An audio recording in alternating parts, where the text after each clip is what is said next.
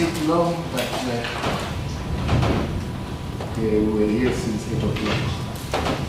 And we understand our members. This agenda, and then roll call, and apology.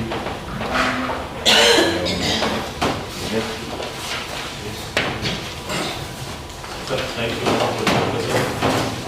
we only have one apology on our side by Honorable Mahasel. I would have other committee commitments.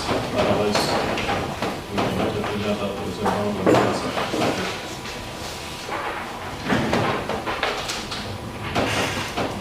No, thank you very much. Before we go further, I just want to congratulate it's our new daughter. Thank you very much. I hope that before the end of the year, honorable members, some of you met them, they have thank you very much. We are proud of you, honorable speaker. Let's go to business of the day.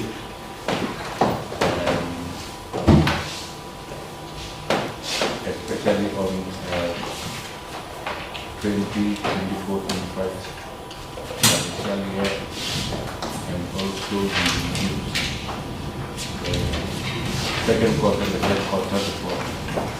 We just want to highlight the briefing of that. I think that we have done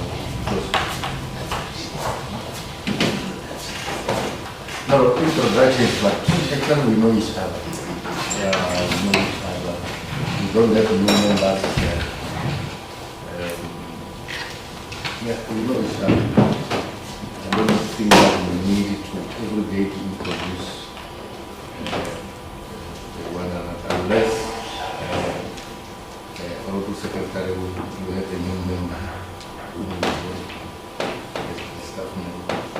But I don't think that we can always repeat that. No, thank you very much. That's why I'm saying that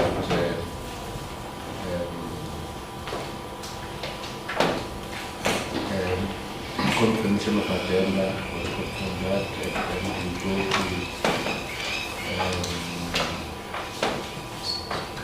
business of the day. 4.1 progress report on implementation and point of resolution. And that question 2, question and clarifications have done that. 4.2 question and response of the legislature, second and third quarter reports for 2024-2025 financial year. That's why we said we just want to highlight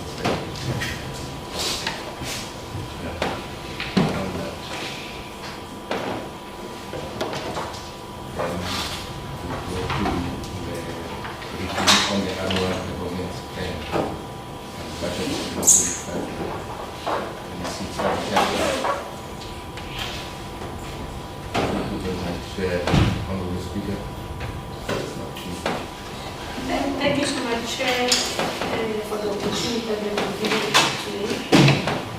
Indeed, as you have already said, when I'm sitting, I know all of our members. I hope my staff is really know all of them. That we are not meeting for the first time.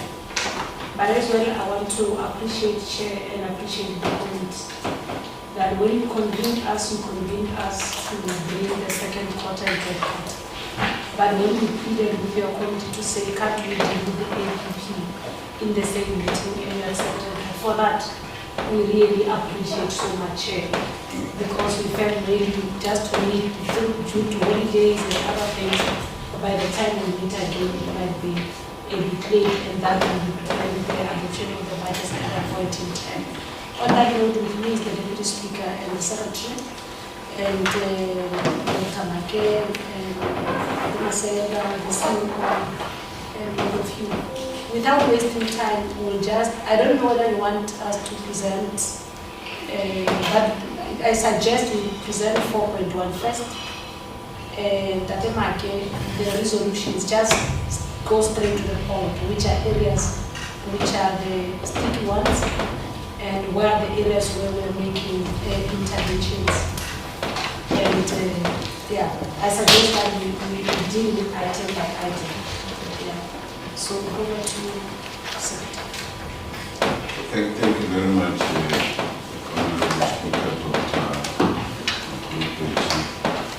the Chairperson of the Oversight Mechanism Committee, the Deputy Speaker, and members of the committee, and my teams and colleagues in the administration.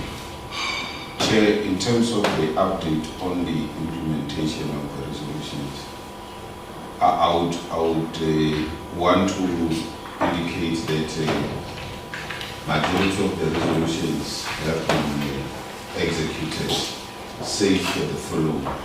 The ones that are still sticky is the ones that deals with the infrastructure, insofar as the parliamentary village and the legislature itself, which included the issues around the refurbishment. Sorry, Chair, don't you have that presentation so that we can talk to it?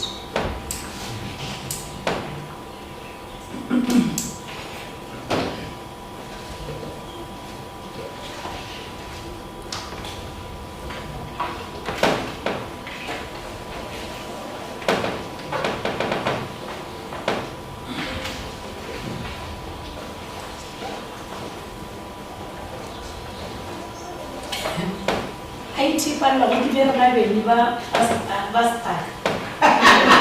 Don't do it. Ape moko wana koko edi pala buoro kemata. Both oversight and management rapalelo abakuta oya. Chair, as I was saying, in the main, the ones that are still outstanding but that's work in progress are the ones that talks to infrastructure. So those that we have executed, I'll just talk to it and pass without making any emphasis. The first one was with regard to the additional budgets. We can confirm that one has been addressed and you would note during the adjustment budgets, we were given additional money to be able to cater for the COEs insofar as the salaries of members, which comes in the form of a direct charge to us. And it also included the 15 additional members. So that one has been executed. Now, in terms of the bereavement policy, Chair, we are saying that in the main, members are covered in the political office bearers pension fund. However, the practice has been that we through the policies that catered for employees, it was also applied to them. But that's a matter that during the policy review, we are bringing in the issues of members into the same policy so that we close any possible gap that might lead to issues raised by the Auditor General.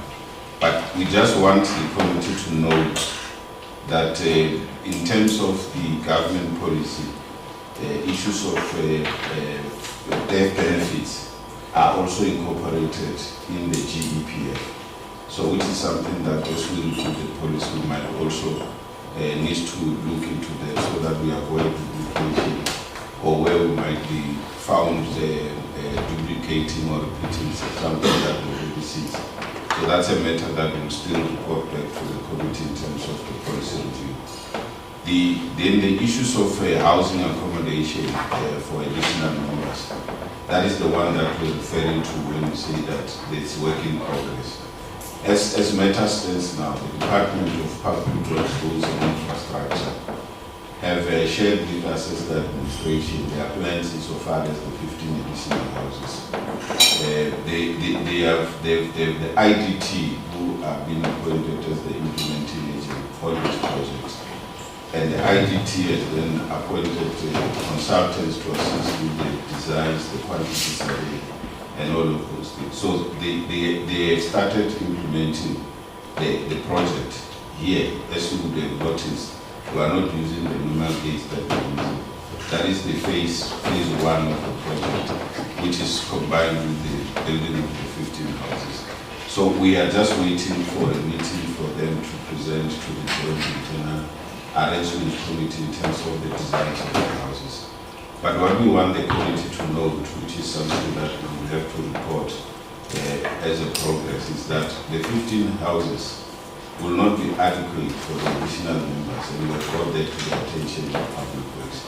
It was the correct additional number of houses supposed to be 20, not 15. And that is excluding some of those houses that already are reported not to be in good use. So those are the things that we brought to the attention of Public Works. They have confirmed the budget is available, they are running the budget, and they expect to complete some of the projects in phases. The paving is the phase 1, and it is running together with what is meant to put bulk services. Because of the additional 15 houses, the infrastructure may not be able to cope with the additional, so they are also upgrading bulk services. So that is what is work in progress. And then with regard to additional budget for political parties, we can confirm that the same way as the adjustment budget, there was additional money that was allocated for political parties, which we can confirm that even in this new financial year, it is going to be available. The issue around the fleet, we are replacing the fleet as directed by the committee. What we are doing even into this new financial year, we have requested the acting CFO, working together with other committees, to do an assessment, conditional assessment of all the vehicles that we currently have. And the principle is that any of those cars that have reached 100,000 kilometers will have to be disposed of through the normal disposal procedures, either by auction, and then we procure a complete set of new fleet that should be used by members, precisely because of the fact that we have identified even some of the deficiencies in terms of the current cars.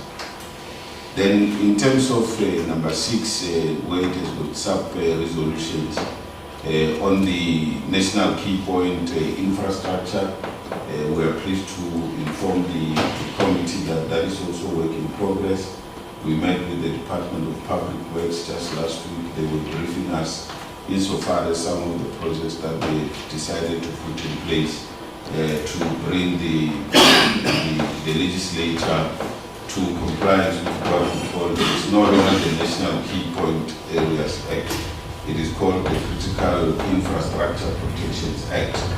And we are not referred to as National Key Point in that act, we are referred to as a critical infrastructure.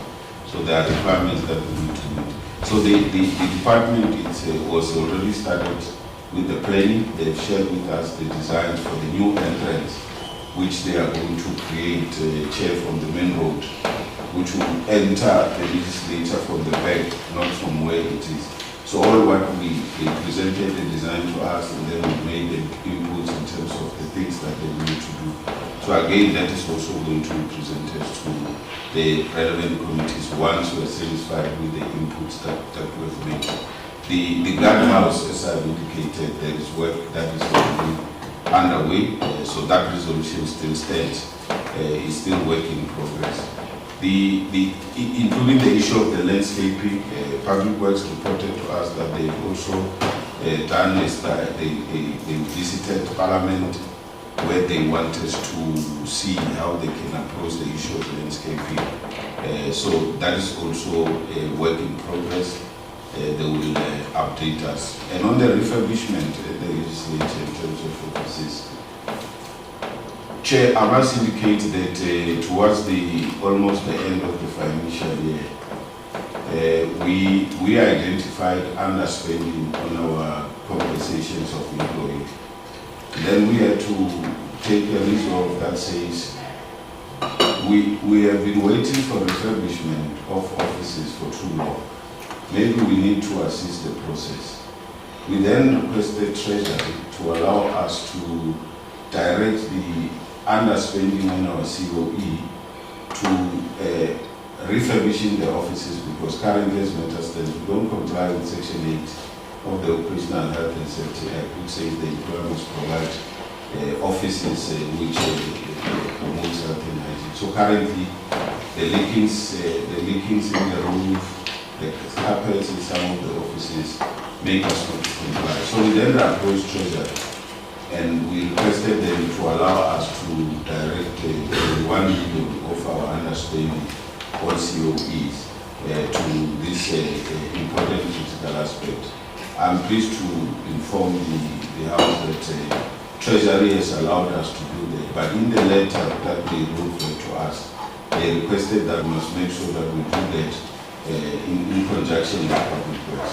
We've already met with Public Works, we've presented what is available, and they've already started with the preparatory work to make sure that within the next 2 months, at least there must be closure on this, because there are political parties that have not been allocated office accommodation where they can work, and we want to make sure that that is addressed as soon as matters stand as we talk. And I've got reports that the office of the Speaker has been flooded with the rates that have fallen overnight.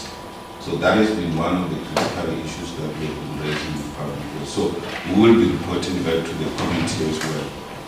On the filling of posts, we can confirm that that resolution has been executed. We do not have challenges there. And on the procurement of digital library and records, we can confirm, Chair, that in this 2025-2026 budget, we have made it as a requirement to all functional areas. It is for that reason in our APP, we have got a key performance indicator that talks about digitization of the legislature. This is meant to also address the issue that the committee has raised, to make sure that we've got an electronic records management system, we've got an electronic system to run our library, we've got an electronic system that manages our performance, so that next time when we report to the House, we report from a performance management system that everyone can access at any given time. Chair, the last one is with regard to the issues of the study tours. We note that the resolution wanted us to give reports on study tours that have been undertaken, and because the legislature was just coming from transition, there were no international tours that were undertaken. However, we felt that it would be appropriate just to indicate some of the limitations that we might sit with, which might require the legislature to come up with some framework that will help guide the issues of study tours, which even the Department of International Relations have raised the concern to say, if we are to conduct study tours, we need to be mindful of the fact that we shouldn't flood the country to the point that they will be busy receiving people from different countries, and it makes them not to do their work. And that meant that there's a need for us to be able to work very closely with the Parliament and DECO in as far as the study tours are concerned. But what we might do, which is what we want to put forward to the committee, is that we are considering developing a framework on study tours, so that we avoid a situation whereby today there's a request from this committee on a study tour, tomorrow there is so. So that we are able to have a well-managed system in terms of the study tour, so that everybody knows ahead of time. This year we are going to undertake 8 study tours, like in the APP we have it. But we need to identify those study tours and plan ahead of time. In some of those, we might take a cluster approach instead of just a standalone portfolio committee. So those are the things that we would want to potentially on the implementation of the resolution. Thank you very much. And that we have clarification of the questions.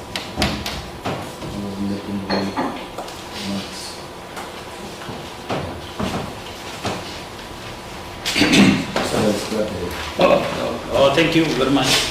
I just want to know on the shortfall of 5 houses, as you have indicated, I've seen that maybe for the 15 houses, people,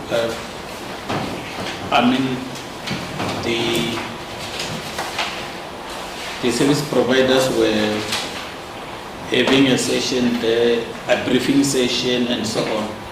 So what I want to know is that, are they going to be part of the 15 houses, which may be the very same service provider who is going to construct the 15 will be added the 5, or you are going to need the other separate service provider on that?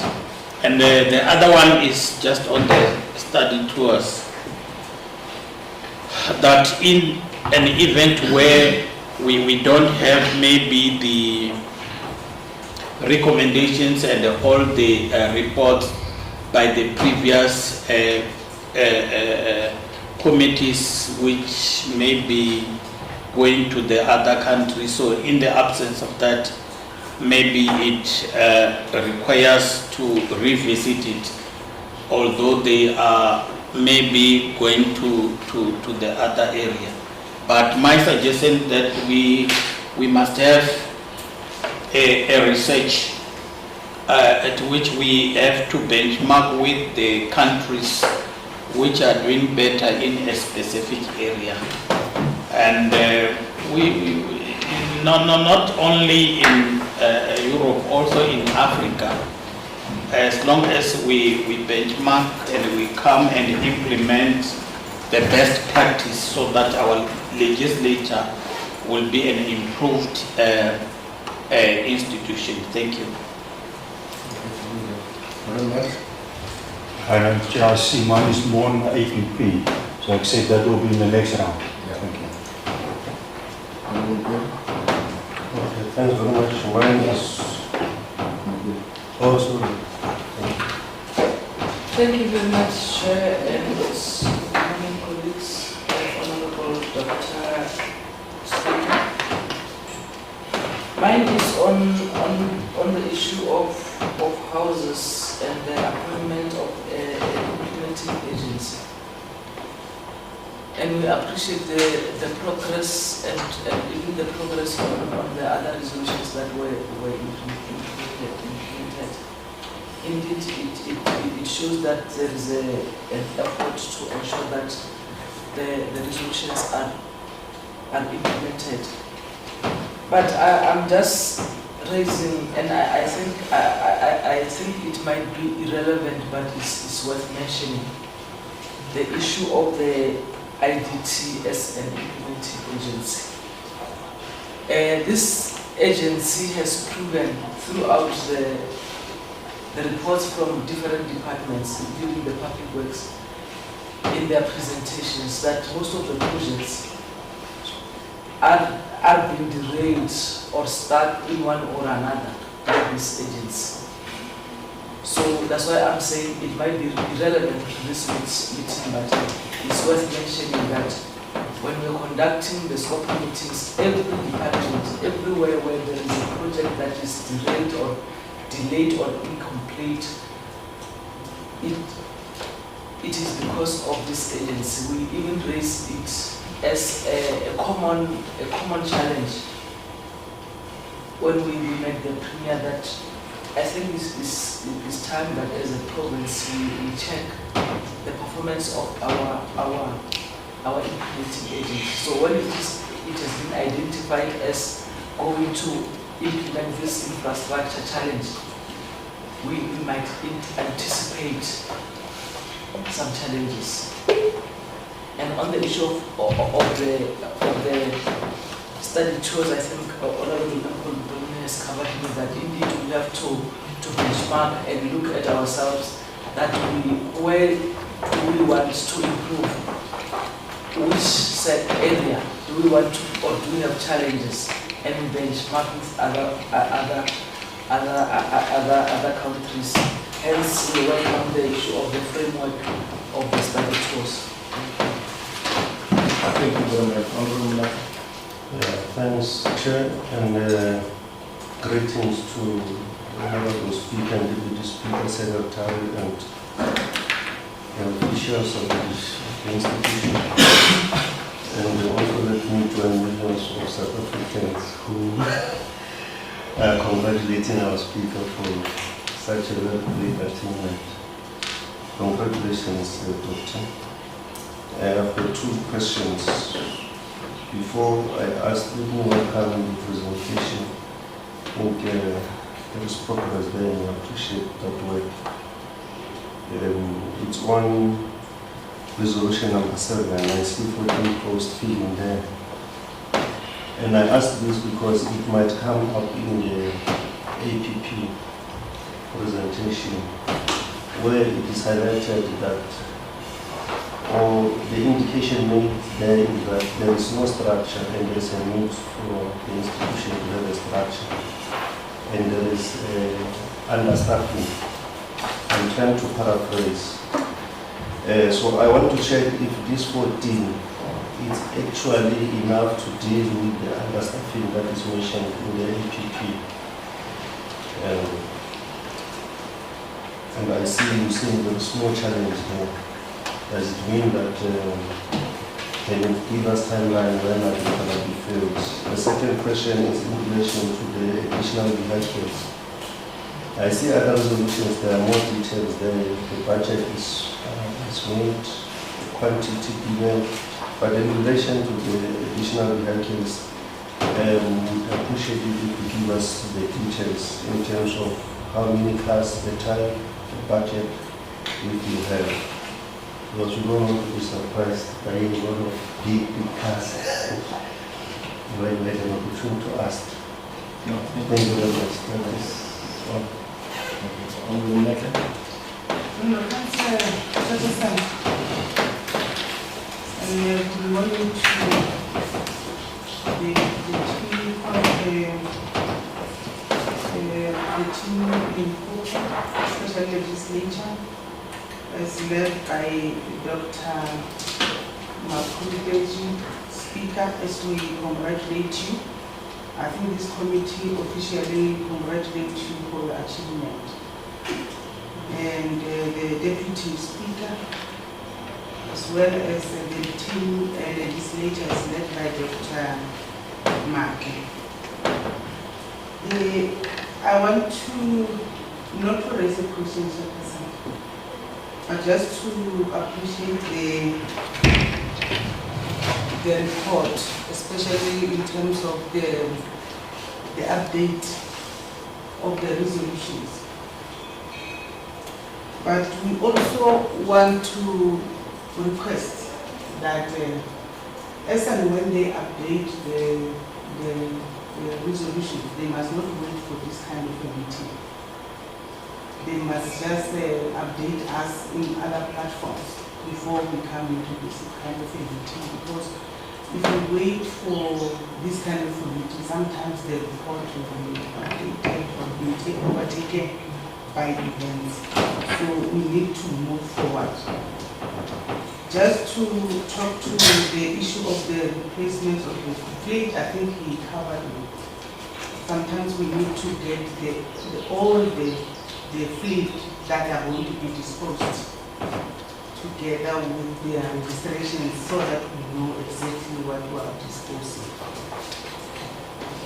Lastly, Chairperson, it's just a comment, especially on the refurbishment of the offices. I think we are appreciating the effort by the two. But I think on the key ones, I don't think we must wait for major things. I think when we go to, every day when I get into the small boardroom, I see the tree growing under the roof, on top of the roof every day. So I'm asking myself, is there any people who see this kind of things? Because we can't wait for a big project to remove that kind of a tree. So we need to do something as soon as possible, because things will fall apart on our hand, and I don't think it will be proper. So smaller things need to be taken care of before they can grow.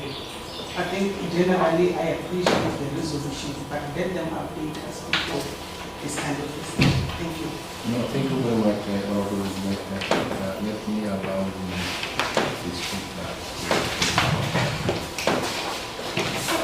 Thanks, Chair. There are things I want to firstly let me accept the congratulations. Thank you so much. On a few things that I need to go through. On the 15 houses, and whether the 5 houses are part of it or not. When Dr. Make was presenting, he indicated that he is suggesting that there should be a joint meeting where Public Works must come and make a presentation.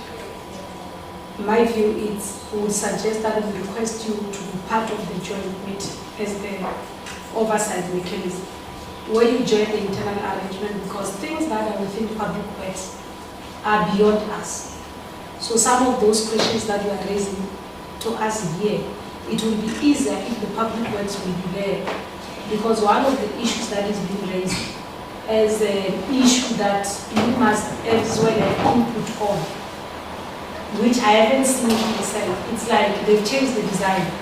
The design of the house is not the same as this one's. So we need all of us, myself and the chair of the internal arrangement and yourself, to have a better understanding on what Public Works is actually planning, so that we don't hear it after. It's like by the time we go in there, they say it will be too late. So I think on that one, Chair, we are requesting that you be part of the joint meeting where Public Works is going to present. On the issue of the IDT, I agree that you are not the first one raising the matter. We all know, but our hands are tied because we are not in the executive. If they are given an opportunity to appoint a service provider, they still go to the IDT when we know the challenges with the IDT, but they never complete the work. We don't know. Initially, they said the houses is going to take them 24 months. If it was from last year, July, 20 months must be next year, July. So we don't know if they will meet the deadline of the, because our understanding was those that are getting the money from outside, by next year they should know what is getting the money. All of us will be there in the houses. There's those who ever will be staying outside the houses, it will be by their choice, but nobody will give you the money to stay outside the community, because government will be providing the service. So if you don't have the service, it will be a choice. So I think I wanted to respond on that one. On the study tours, it will be not right for me to say if India will be the framework of time, because the past 2 terms, there was never an international study tour. From 2015 to 2019, from 2019 to 2024, there was no international study tour. So it's something that urgently we need the framework. There's only one committee now that is intended to us, that one shares.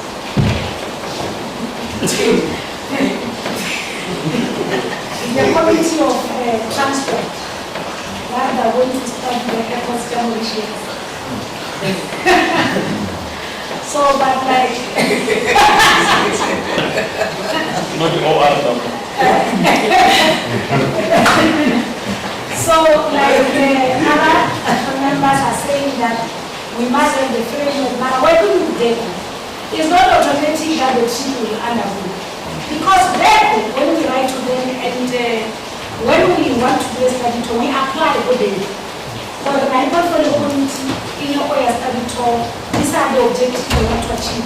Then I tell us to say, now, why you are the wishes, you don't have this great effort behind your back, where you can learn better from the next great effort that is already have a flight to Cape Town. In between Polokwane International Airport, we have got the next great airport that is performing better. Therefore, might refer us to next great. So I'm just saying it's not automatic that the trip that we choose will automatically happen. It will be on the basis of what the says, or they might tell us to say, because next grade is doing better, or the Eastern Cape is doing better, is because they've learned from another country. Maybe they went to Japan for it. They would say, go and read the report in Japan, or Eastern Cape. Then they will give us that report. Then we'll be able to look into that report and see how to improve safety. I'm just giving an example to say the framework will cover some of those elements. But otherwise, I'm not sure if the district scale want to add, and there's time we can deal with other administrative matters that we do. Thank you very much, Speaker, and let me greet the chairperson and the colleagues, members of the portfolio committee, and the secretary of your team. You know, sometimes if the speaker starts, exactly what is it that I'm going to say? Because most of the time she would have covered what I wanted to say. But I think on the issue of the houses is the one thing that also I must agree with the secretary. My worry is that already the design that is here, because I have seen the new design as the chair of internal arrangements, is going to create chaos because it's beautiful compared to the houses that we have today, and the standard also. It's another something. So it's something that we'll have to sit down with public works and say, since you are doing this, they must also commit to do a major upgrade on the houses, the old ones, so that they must then put aside the budget to deal with the major upgrade of the old ones. I am telling you, the ones that are going to come in, of course the people that will come in to be those ones that are outside, they must come in. But the issue is that we need to at least upgrade and prioritize the issue of upgrading the old houses. Because most of them, they are in a worst case right now. I mean, Selana's houses, if it rains, the ceiling always break out all the time. So I know several houses because I see the WhatsApp group as members are writing and reporting their issues. So it needs a serious major upgrade. So I think the meeting that the speaker is talking about, it must happen so that all of us who are on the same page and letting public works of really what is it that we want that needs to be done, because the major upgrade is needed on this very serious note as people. Members are staying in the houses because they have to. But I believe if it was their houses, they would have made the plan because that is their own houses. But this is a government house which public works must then take responsibility on that. So also on the issues of study tours, why I'm laughing when you are saying they said they want to go to Mauritius. I felt like, Tambo is the best airport in Africa, actually. It has been rated the biggest and the best airport in Africa, without us comparing it to Europe or any other airport. So there's something, so as you have said that, it's not automatic that you would be granted that. The framework is going to assist us, because also ourselves as legislature, we must look what is it that the Limpopo has that is going to bring economic growth in the province. And our job as the House or as the legislature is to give support to the executive and make sure that they account. But at the same time, we need to make sure that our province is going to sustain itself by whatever that we have. Because, for instance, we are big in agriculture. We are just failing the mechanism of making sure that the end product is being done here. That is the challenge that we have. And also, we are big in mining. We need to look into those things and make sure that our province is shining on the things that we are big on. Because the issue, we also know that the reason why they wrote the letter is that GAL also have got challenges. And that is where they should start before we do the research of going to the airport and wanting to understand, because we need to deal with the issue of the management of GAL. Because GAL itself has challenges. So I think that is some of the things. The framework is going to assist us a lot. We need to say, in this framework, what is it that us as Limpopo, we need to focus on? So that when the portfolio committees start to come in and say, this is what we want to do, then they understand exactly ourselves, because we can't be like any other province. What we are good on, Northwest is not good at. So those are the kind of other things that is going to inform us on that.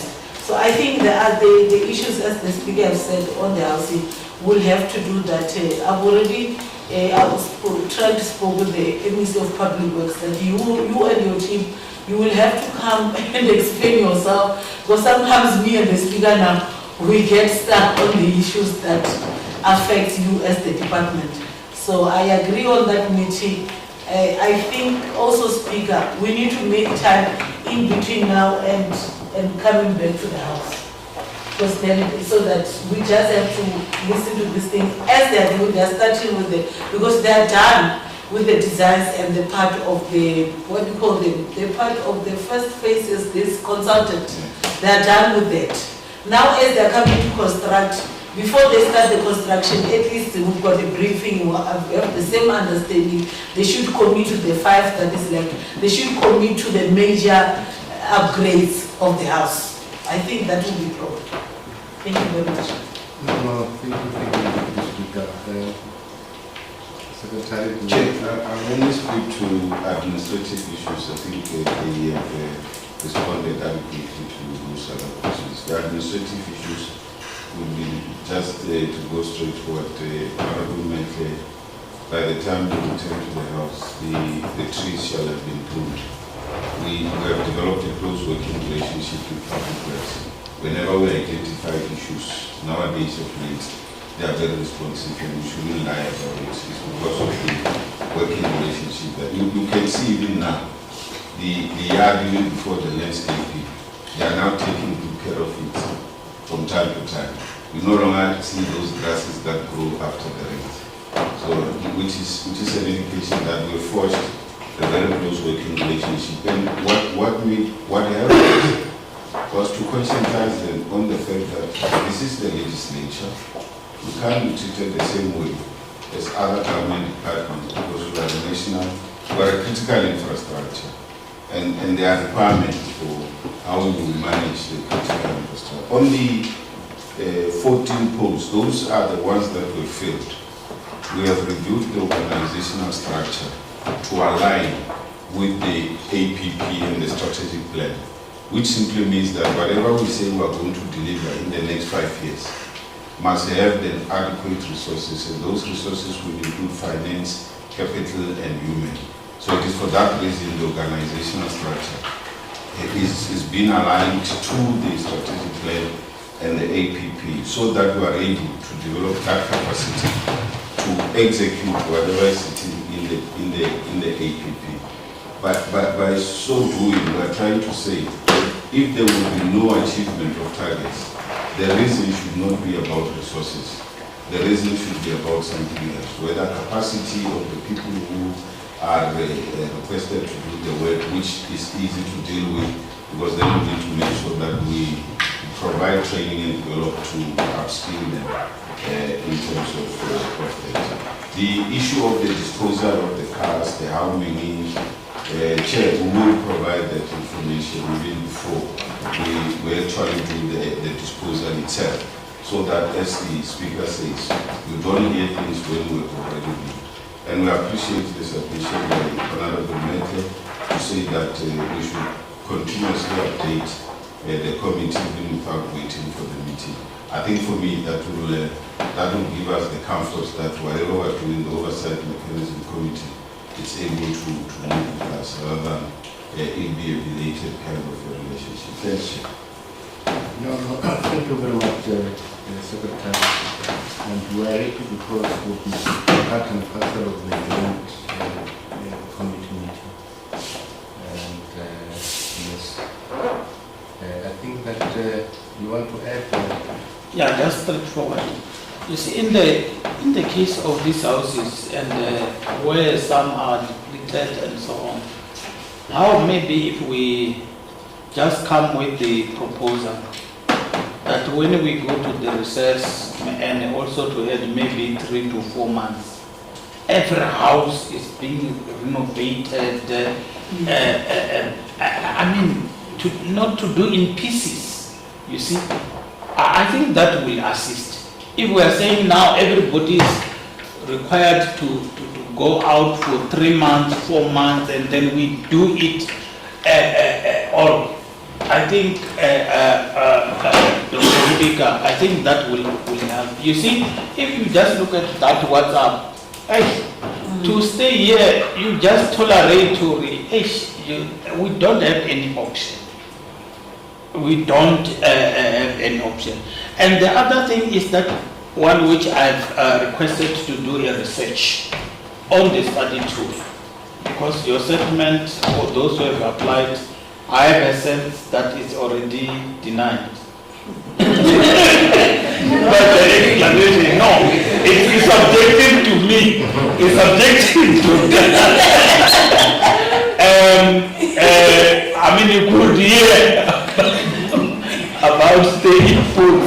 But you see, we have also, you touch agriculture, we have economic, special economic zones, and so on. It started long ago in Europe, and we have good stories for those who have just successful and those who have failed, and many other issues. And also we have in here Limpopo, where ZZ2, some people can come and learn agriculture here, and also our people. So if we have a research which is inclusive and identifies the gaps which are there, and I think Honorable Speaker and Deputy Speaker, Grace, you will be very much happy if during this service administration we have a tool. We must not do like those other two. We must have a tool. As long as it's assisting.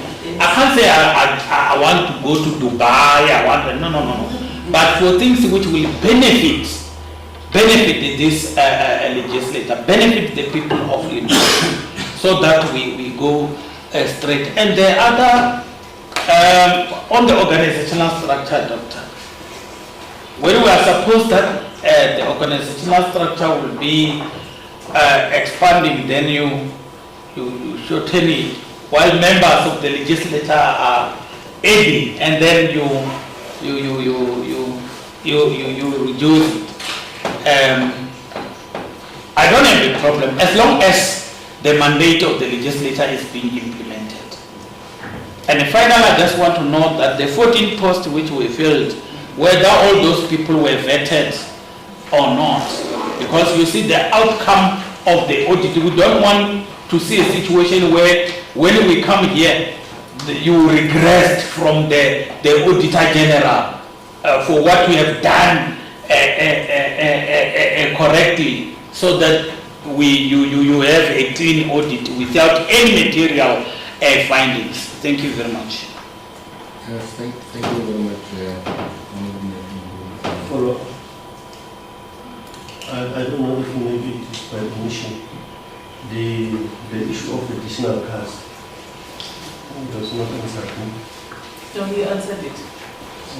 Yeah, he said he would be with the current report. Oh, thank you. Yes. Thank you. You were reading the Okay, thank you very much. Let's allow the Secretary to respond. Thanks, Chair. I'll start with the issue of the organizational structure. So firstly, let me indicate that part of the issues that prompt a review, that's when you look at whether your structure supports your mandate. And I think the honorable members were right. And that's what we did. When we're reviewing based on the legal mandate. It is for that reason I want to confirm and state to the committee, we are not reducing. That's the reason why we use the sectoral, the SOM, because SOM will tell you that you need to, in order for you to execute the mandate, what positions you need and which area of focus should be. So the structure that we've reviewed now is aligned with the SOM, specifically focusing on the core mandate. So what does that mean? The majority of the new positions that were created to support the implementation of the legal mandate. So seated here, there's no intention to reduce. But what we should not run away from is that if we had a position that was vacant, which was not supporting any mandate, I can assure you we can want to fill that position. It's not going to be relevant because it's not going to fit into the legal mandate. So the organizational structure must align with the strategy, the APP, and the allocation of resources. That's exactly what we will try to do when we're aligning that's the reason why in this coming financial year, we've already started to say each committee must have its committee coordinator. Because if you have got one committee coordinator serving multiple committees, that person is going to burn out. And the quality of the work might be compromised. But if you have a coordinator for scope and a coordinator for oversight, you don't find Mr. Mashian having to go and do work for the other committee because it means that his work is going to become. And let me remind the committee that in terms of the rules, it is also forcing us to make sure that we provide the resources because the rule says the committees have got 90 days to take the report back to the House after it has been referred. Now, when you look at the 90 days, you might think it's too many days. It's not, because there's work that needs to be done, such as the session that we are having here and many other sessions. So other committees might have to, even before they finalize the report, go on an oversight. So the 90 days must still be met, and for it to be met, you can't be having a coordinator who serves in multiple committees, because that 90 days will not be met. So we can confirm the structure is not been reduced, but it's also to make sure that it responds to the mandate. On the vetting, I think this is one way that sometimes we tend to use it without losing its legal context. Vetting is the authority of state security agents. Because what they do, they just do more than checking a qualification. But when you do employment, you do what we call verification, which is you will approach these universities where this person claims to be having qualifications. You then approach the authorities that needs to confirm if this person has criminal records and so on and so on. So that is not vetting, that's verification. But vetting, it is done to grant a security clearance, which has got the level of authority that it is granted to you. Say, for an example, if it's my vetting, it must be the one that does not restrict me access to any document of the legislature. But any person below me might be restricted in terms of certain areas. So that is the one that we are busy engaging with state security agency to assist us to deal with vetting, which will also include the policy where there are certain documents that need to be classified. And that's part of vetting. And currently we do not have any of those documents that are categorized as classified as part of the vetting process. So that's what we do, and that's what has been done in all appointments. Verification that indeed this person has got qualification. This person says, I've worked at Checkers. When you worked at Checkers, what role was you playing, and all of those things. So the verification has been done on all the employees that are employed within the organizations, but not vetting, which is the authority of state security agents. I just needed to clarify the usage of those two states. Yeah, on the same topic of vetting and verification, I think Secretary, I think you clarified it very well. To me, it sounds like there are those that will just be verified, and there are those in specific positions where they need to be vetted. So I want to check amongst the 14 that were appointed, are there those that were vetted? If you can be clear on that, I think maybe that will also satisfy the the honorable member that if they were all just verified, it is also okay.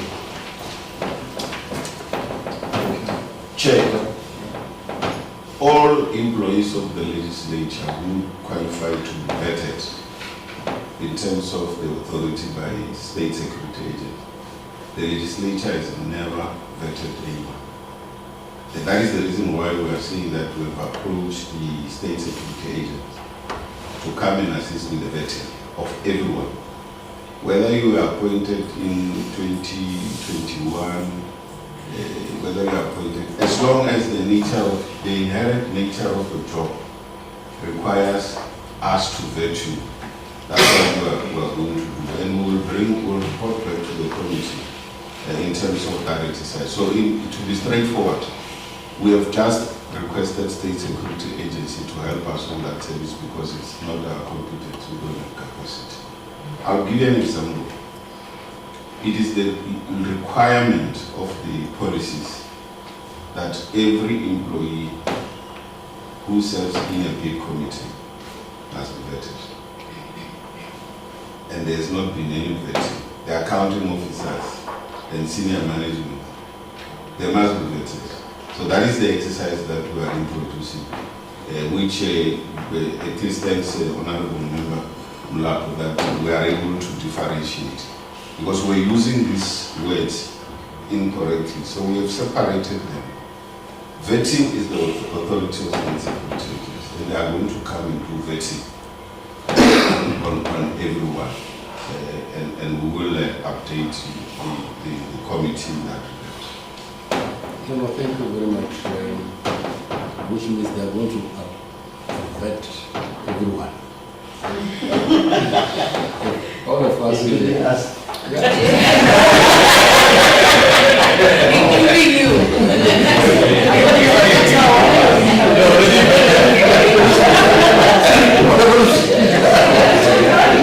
No, I thought for the people who are elected before they get into position. No, it doesn't include members. Members, you remember, like in terms of the laws, when we contest the election for your political parties.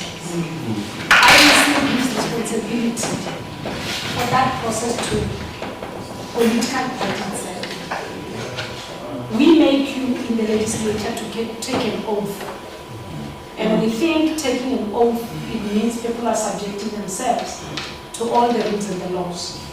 So when you are safe. It's only a political party at the point that there are issues that the party must be able to account. I think you remember a case of a councillor in Twan. There was one Of yeah, I think you remember this was story. the mayor for Was the mayor? If you remember this story, that's what I'm saying, that doesn't affect the leadership. It only affects the staff. And that process of state security agents is not a small process. It might take 2 years for them to complete your vetting as an individual. It's not a small process. That's why we say we must make sure that whoever holds a critical responsibility in the legislature must be vetted. Either you're a CFO, you're a supply chain manager. We now have people who work in our member safety. For us to be safe as members, we must be managed by people who are vetted themselves so that they can be able to take care of us. So the last point I wanted to say, Chair, without wasting your time, because I can see that we need to proceed to other items. I don't want us to get out of this meeting with the impression that we are saying the committee that requested, because we must be open with you. But please let us not go out of the meeting and say, "Why you not Mauritius and come follow Because it's not regular matter. In a genuine yeah. The research that we are talking about, remember, even in this committee for researchers, you are a researcher, right? Who is a researcher for this committee? Strong one. Strong one is you. It was the responsibility of the researcher for the Department of Transport Portfolio Committee that he or she does the full research of what the committee wants to do a study tour for. So that when they submit a request, they don't necessarily only submit a letter. They submit a letter are tied by a research report. And evidence that shows that as the committee was identified as we interact with the department, the following witnesses. And when our researcher does the report, the research, this is where we think there are possible areas, so that you don't necessarily say to us, rare or issues. We'll say, these are the possible options and areas for us to go and then want to go for. So I just wanted to put that in context that we're not going to reject it. We said we have budgeted for it. We're going to allow committees to go to study tours, but the committee researchers as well must be able to do justice to the work that they do to support our own committees. No, thank you very much, Honorable Speaker.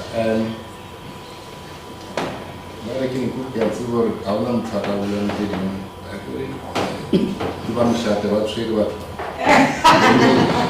No one will. That's no, will say something. They won't do that. I think that let's go to the third and second and third. I just want to summarize it and just to highlight. Chair, with your permission, the summary would sit only, I think it's 4 slides. That focuses on areas of non-achievement, so that I don't hold you on the areas of achievement, because the too much focus and emphasis must be on areas where we did not do well, rather than spend too much time talking about areas where we did well, which is in law we say it's common cause. So I want to move on that premise.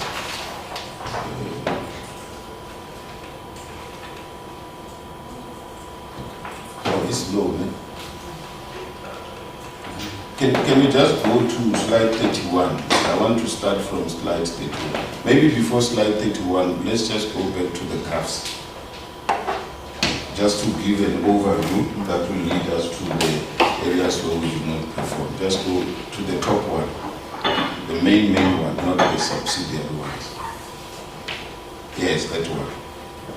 Check. Here we are just showing the performance of the institution. No, the first one. There should be the one that talks about overall performance.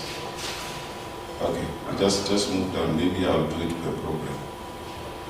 Check. What we are saying here, this is program 1, which is the Office of the Speaker and the Office of the Secretary.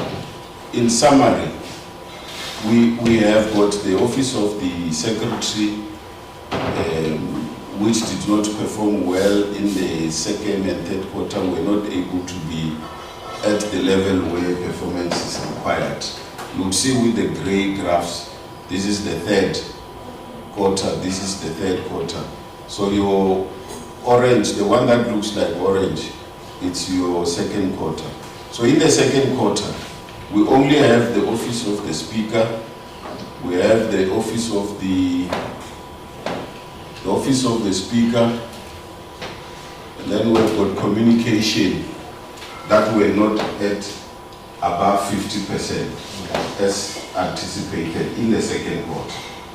In the third quarter, you have the Office of the Speaker, the Office of the Secretary, you have got the financial management are okay.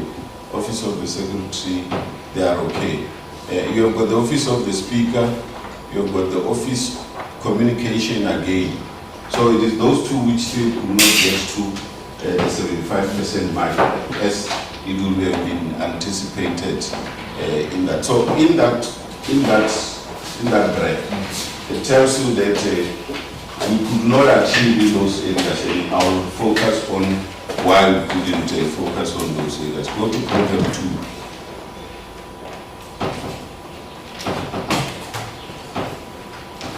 Program 2, which is political support and protocol and parliamentary service. In the first quarter, political support. In the second quarter, political support. So this is the first quarter, this is the second quarter. In the second quarter, they were at 67%, which is above the 50%. And they deal with the transfer of the political party funding. So that will not surprise. But you will see that in the third quarter, they are at 0. And the reason is that they paid all political parties their dues in the second quarter.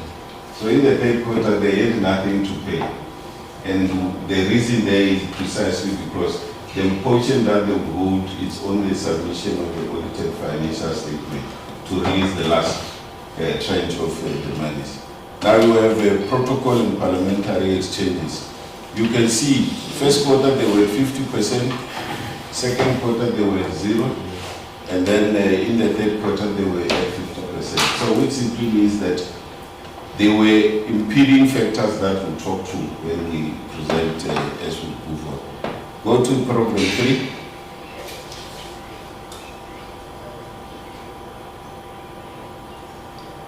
And again, you can see with program 3, library and records, they have been consistent. They are stuck at 50%. And then research services, they were at 67%. In the first and in the second, they were at 33%. And they were at 67%. And you can see that the performance across, they were not able to achieve the required performance targets. Go to slide 31. The reason why I'm starting in chair is that when we'll be presenting the APP and the budget, that's where we'll emphasize the point of departure and why the situation was this and why we see a new approach in terms of performance targeting. I'll pack that for them. Is it the first one? Yes, okay, thank you. This is where I go to the next slide. I want to spend a lot of time here. In the office of the speaker, the reason why you saw that performance is because 2 indicators. Senator, for intersection. I'm a little bit lost now. Do we have this presentation, or is the same with this one but summarized somehow?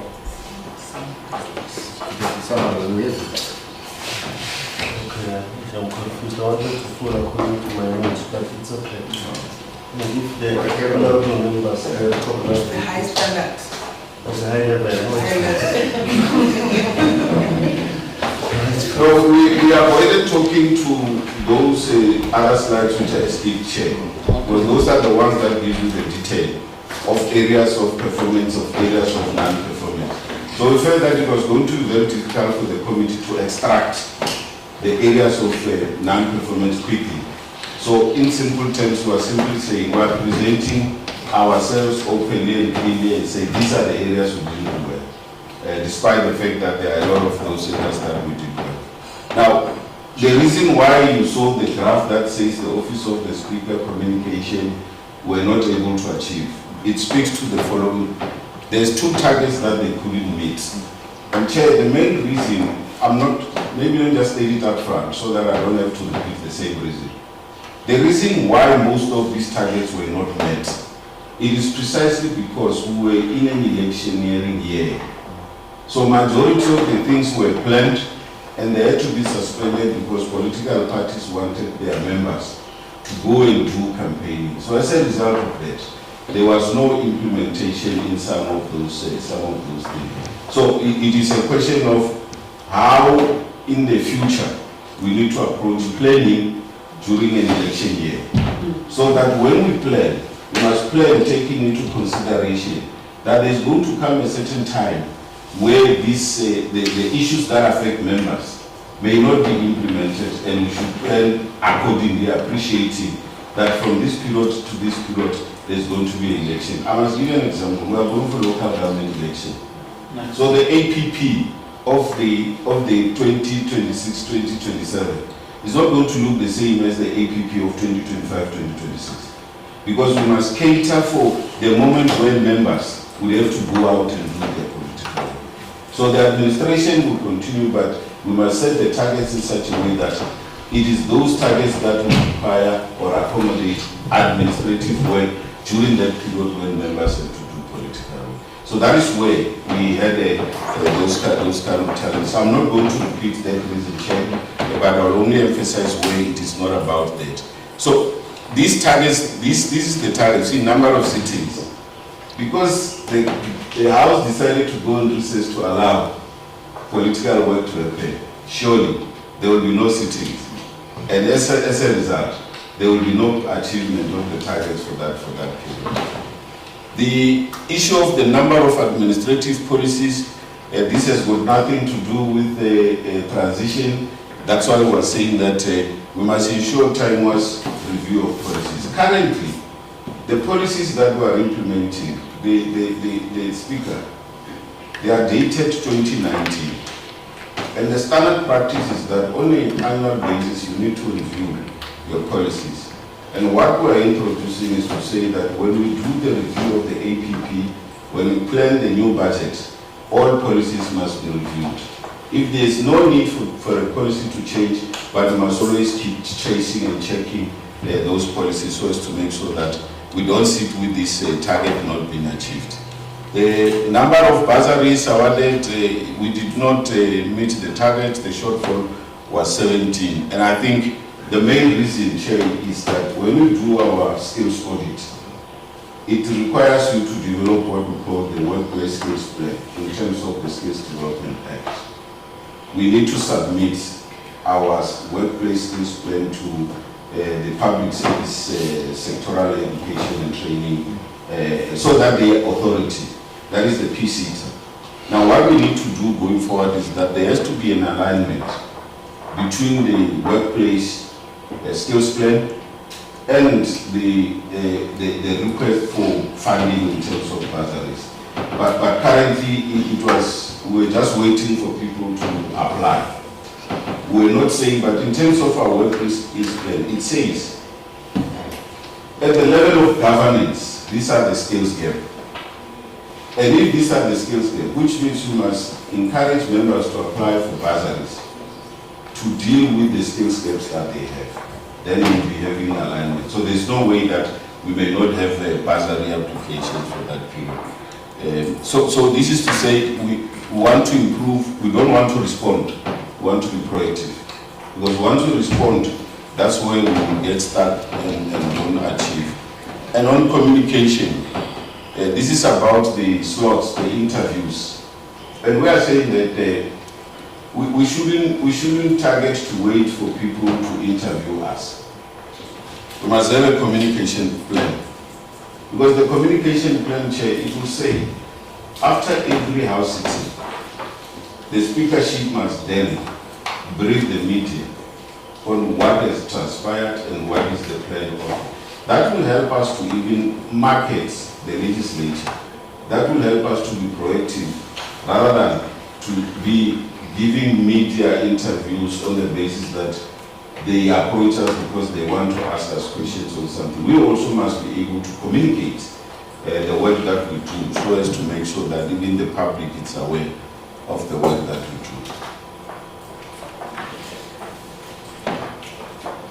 do. The same goes with this. I'm not so sure if I just keep communication.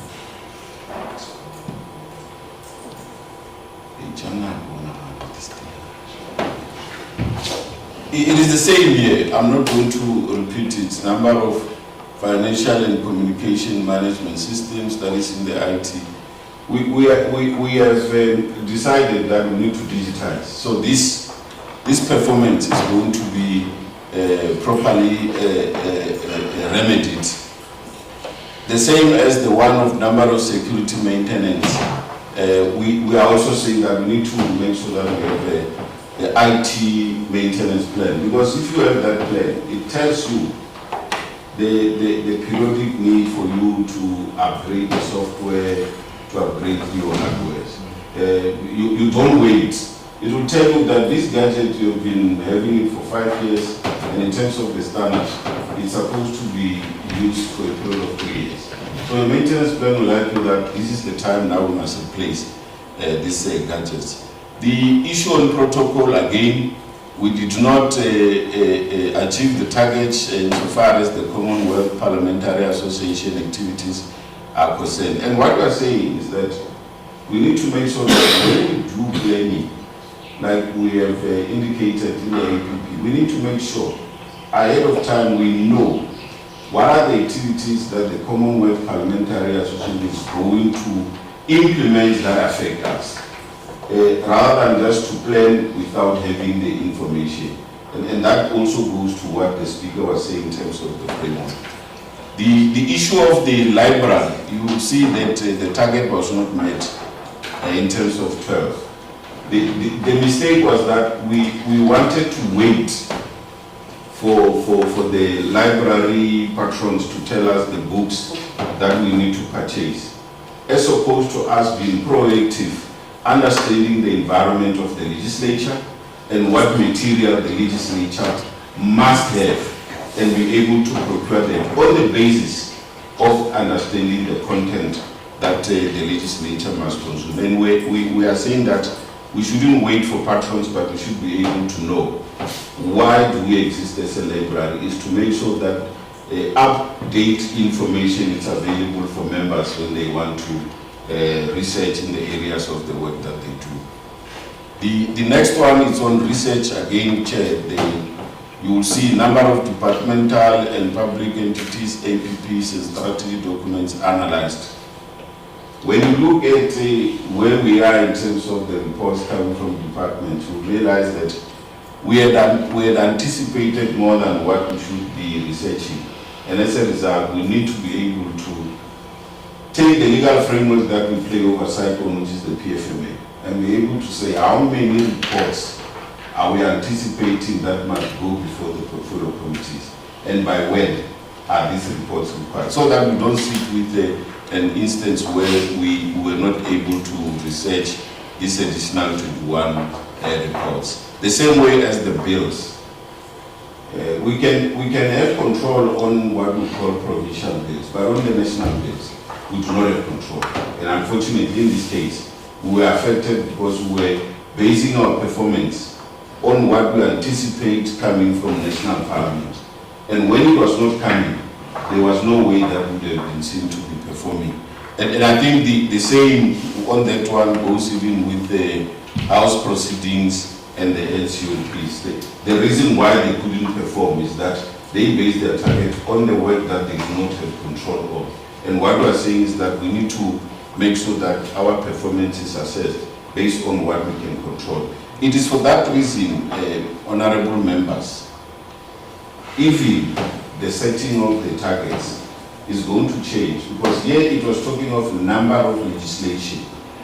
But if we want to measure our contribution into the process of concluding a bill, and we need to measure it on the basis of percent, which is qualitative than quantitative, that will help us minimize some of those factors that we are highlighting. And it's the same with even on the issues of committees like your SCOPA, the public hearings, and we want to appreciate the House having allowed SCOPA time to clear on those hearings. And some of those hearings, Chair, they sit here, and we are pleased as the administration that they were allowed to do those.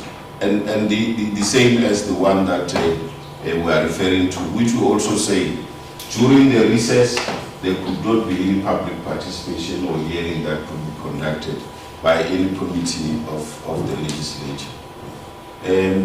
Chair, I will now go to the financial part, because that was the non-financial. Now I'll talk to at a high level on the financial part. I'm not going to go through all. I'll only use this slide because that's the one which summarizes everything.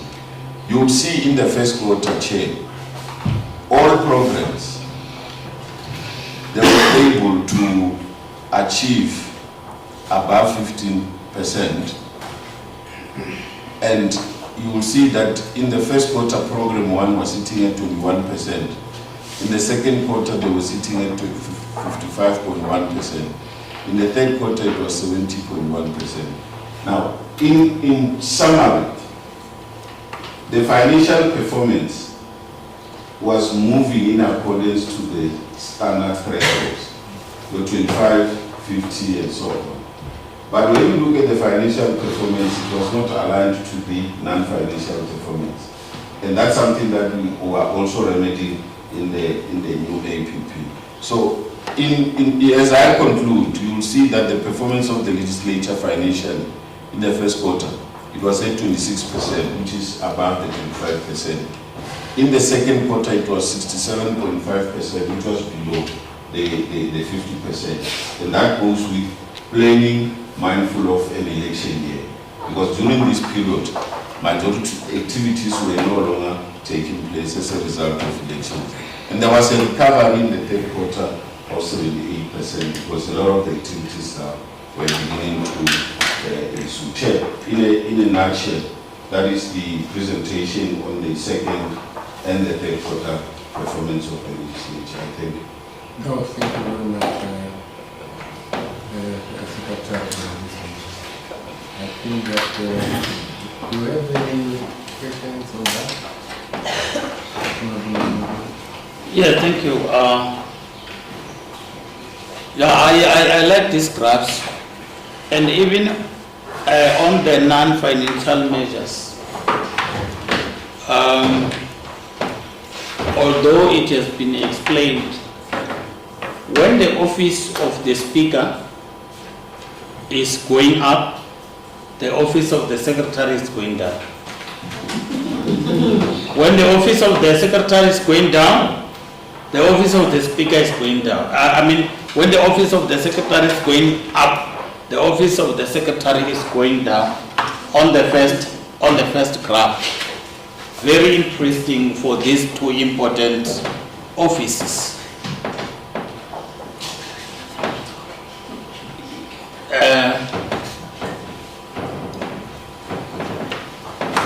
Again. Not to the view. Okay. You see what I mean? The office of the Speaker. If you look at the gold color, is what I was referring. But when you explain in detail there, I got the full understanding of because of the payment of the political parties and so on. I'm covered on those aspects. But on the third term now, on the financial one, on the graph which we last have seen, can you go there?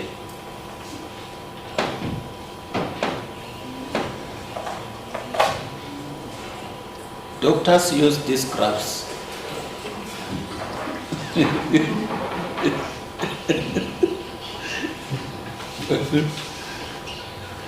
On the third quarter, yes. The one what question is, when we have 73.3% on the third quarter, then do you believe when we go to the fourth quarter, we are going to have 100%? If no, why? If yes, you motivate. Thank you. Okay. Thank you very much, Professor. I'm on the issue of bursary.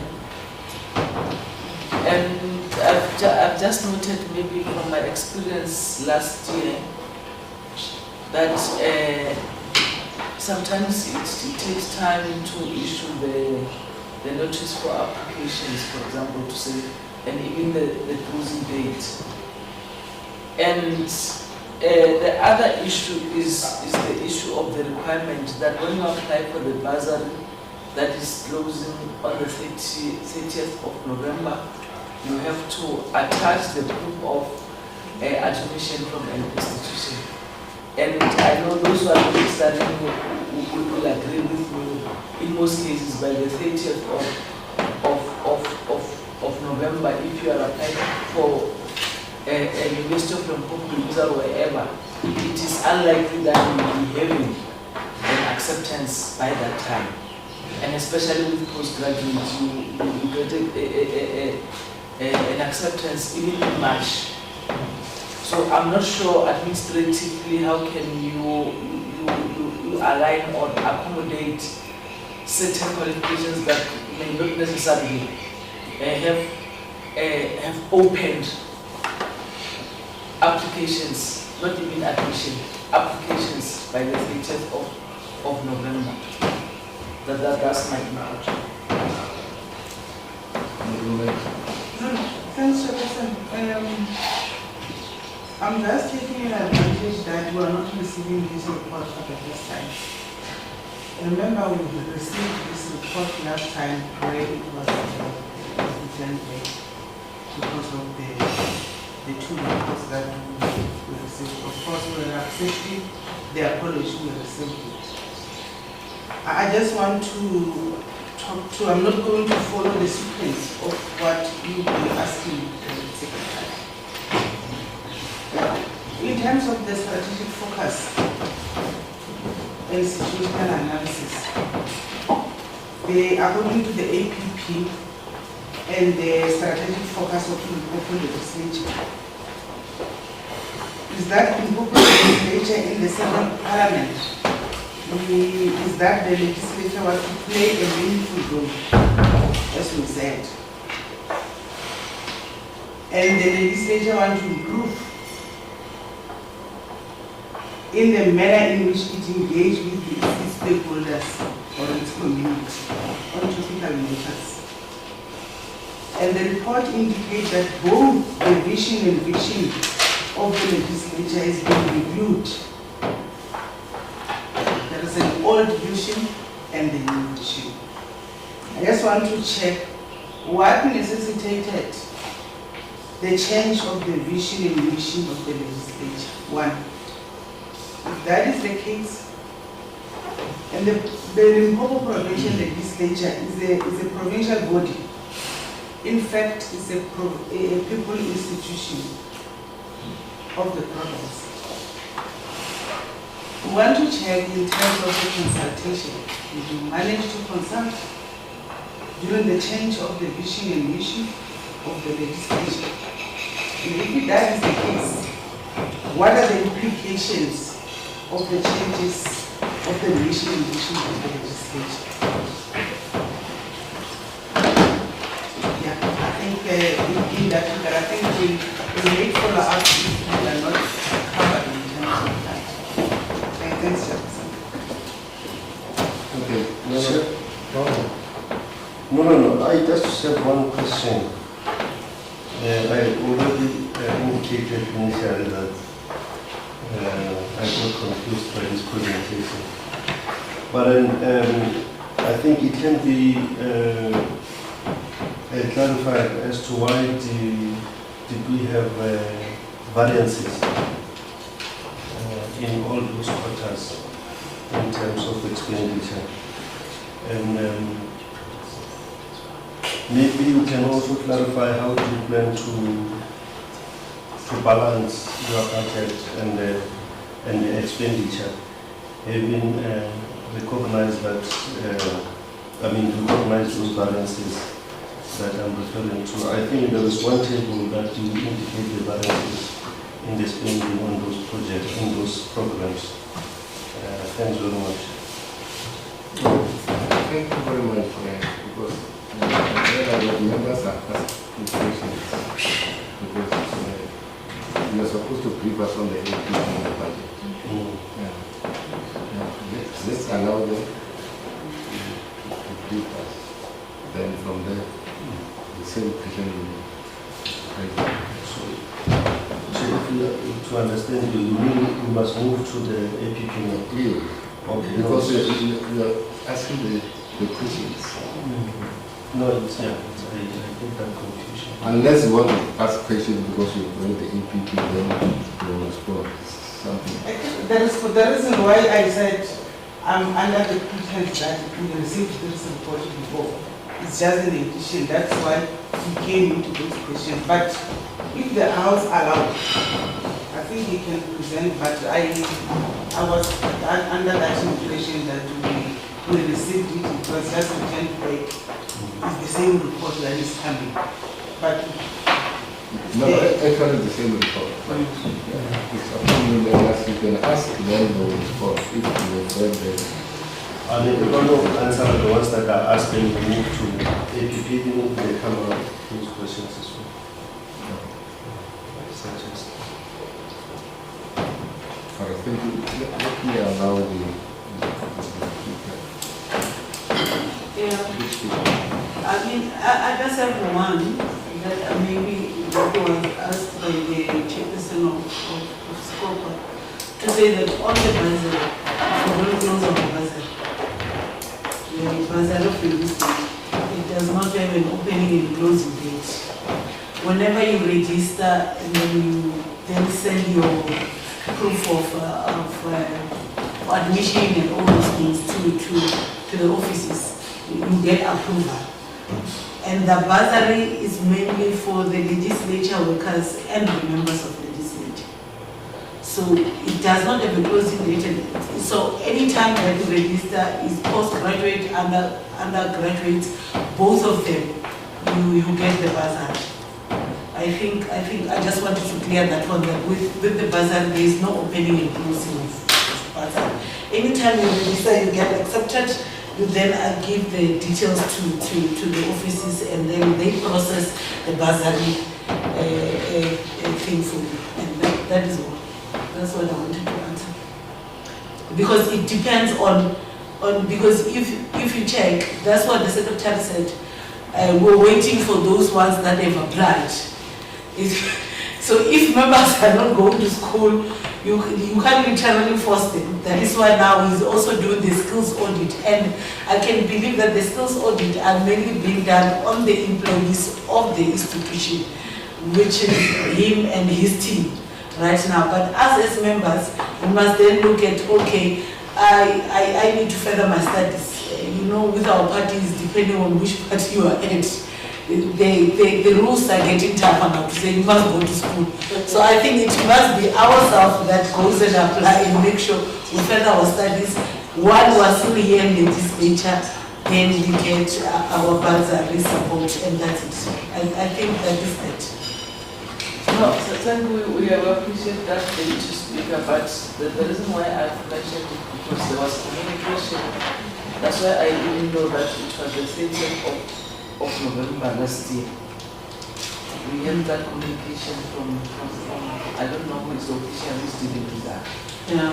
So and by that time I was not yet even in the registration, because my registration was on the 31st of March, and I just made registrations, and I said, no, but the November has passed, and I will see it another time.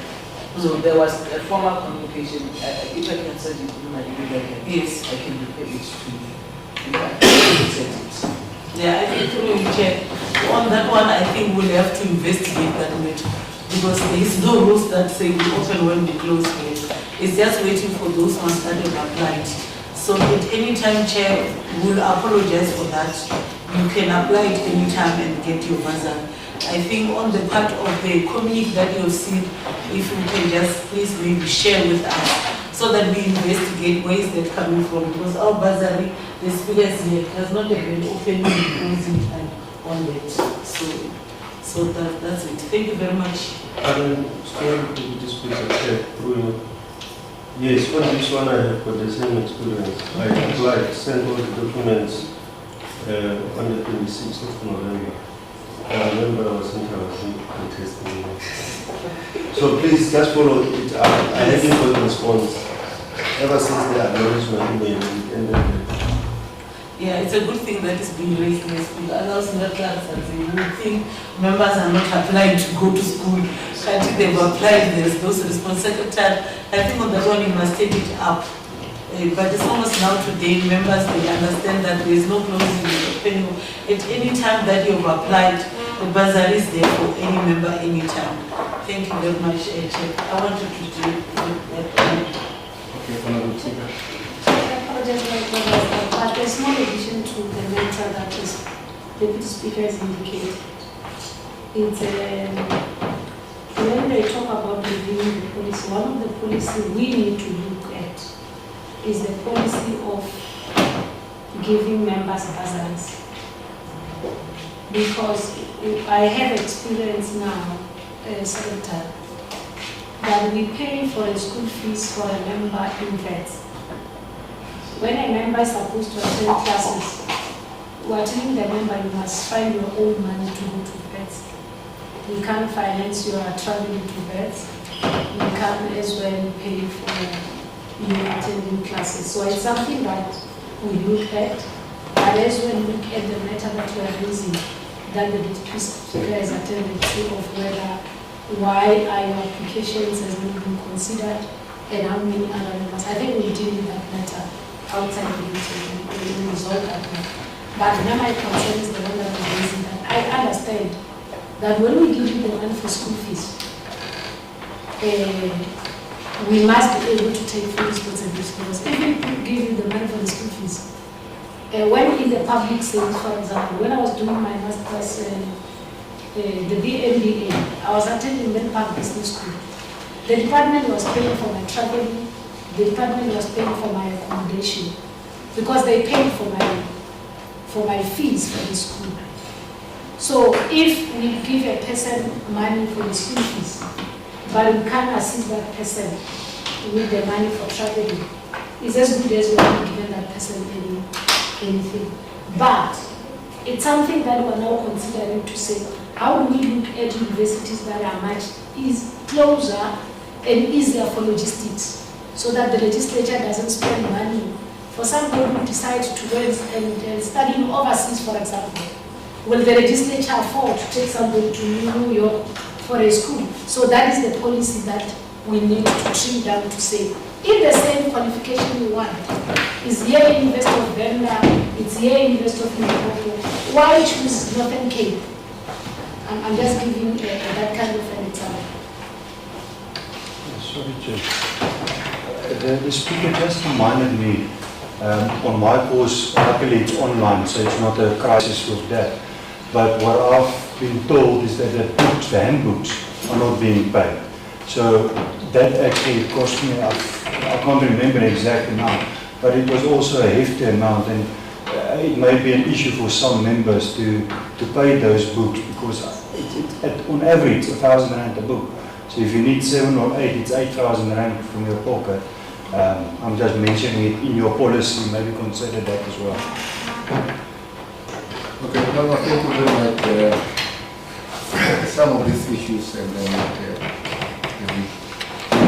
immediately after you attend the meeting. Then let's go to the strategic plan and annual performance. I think that just give us an overview summary. The APP and the strategic plan, and then we take it from there. Chair, I would thank you very much. I'll focus on the APP, but as a barrier to the APP, I might touch 1 or 2 slides for purposes of numbers. If you could go down on just go down. This maybe just to start on the legislative mandate. Just go up.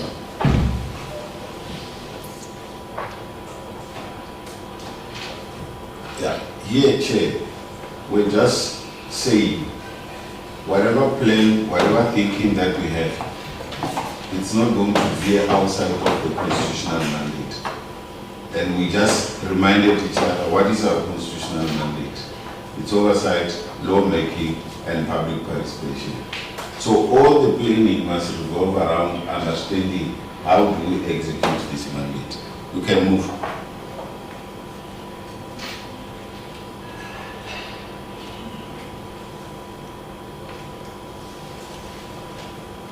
Just here. I think here, our plans, must be informed by our dream. And our dream is the vision. Now, when you plan, you must invoke some of the principles that involve strategic management. And one of those, when it comes to vision, is that it must be able to embrace the SMART principle. And the SMART principle simply says that it has to be simple, it must be measurable, it must be achievable, it must be something that we can realize, and it has to be tangible. All of those things, they simply say to you, you can't have an ambiguous vision. Because when you do your vision, every day you want every person to remind himself, why am I part of this organization? When I wake up and be sitting in meetings, I must first ask myself the relevance of this meeting towards achieving this dream. If it's a meeting that does not fit into the dream, I simply do not attend because it is not helping me to achieve the vision. So that's why your vision is a point of departure. So the reason why you see this is the old vision. The Limpopo Legislature seeks to be a representative and consultative body, a vanguard of people's aspiration and interest towards a democratic, non-sexual, and united and prosperous society. So at the strategic planning, what we did, we broke down this in terms of the SMART principle, and why were we doing that? We're doing that reminding ourselves that it is not about the English that must be loaded in the dream, but it must be about the preciseness of us knowing what we want to achieve, so that even every lay person must be able to understand with ease what is it that we want to become into the future. It was for that reason we then had to revise the vision. But what we did was to tap from what is already existing in order to make it fit into the SMART principle. And that's why we arrived at a vision that says a capable and representative legislature. We don't want to be only a representative, but there must be impact.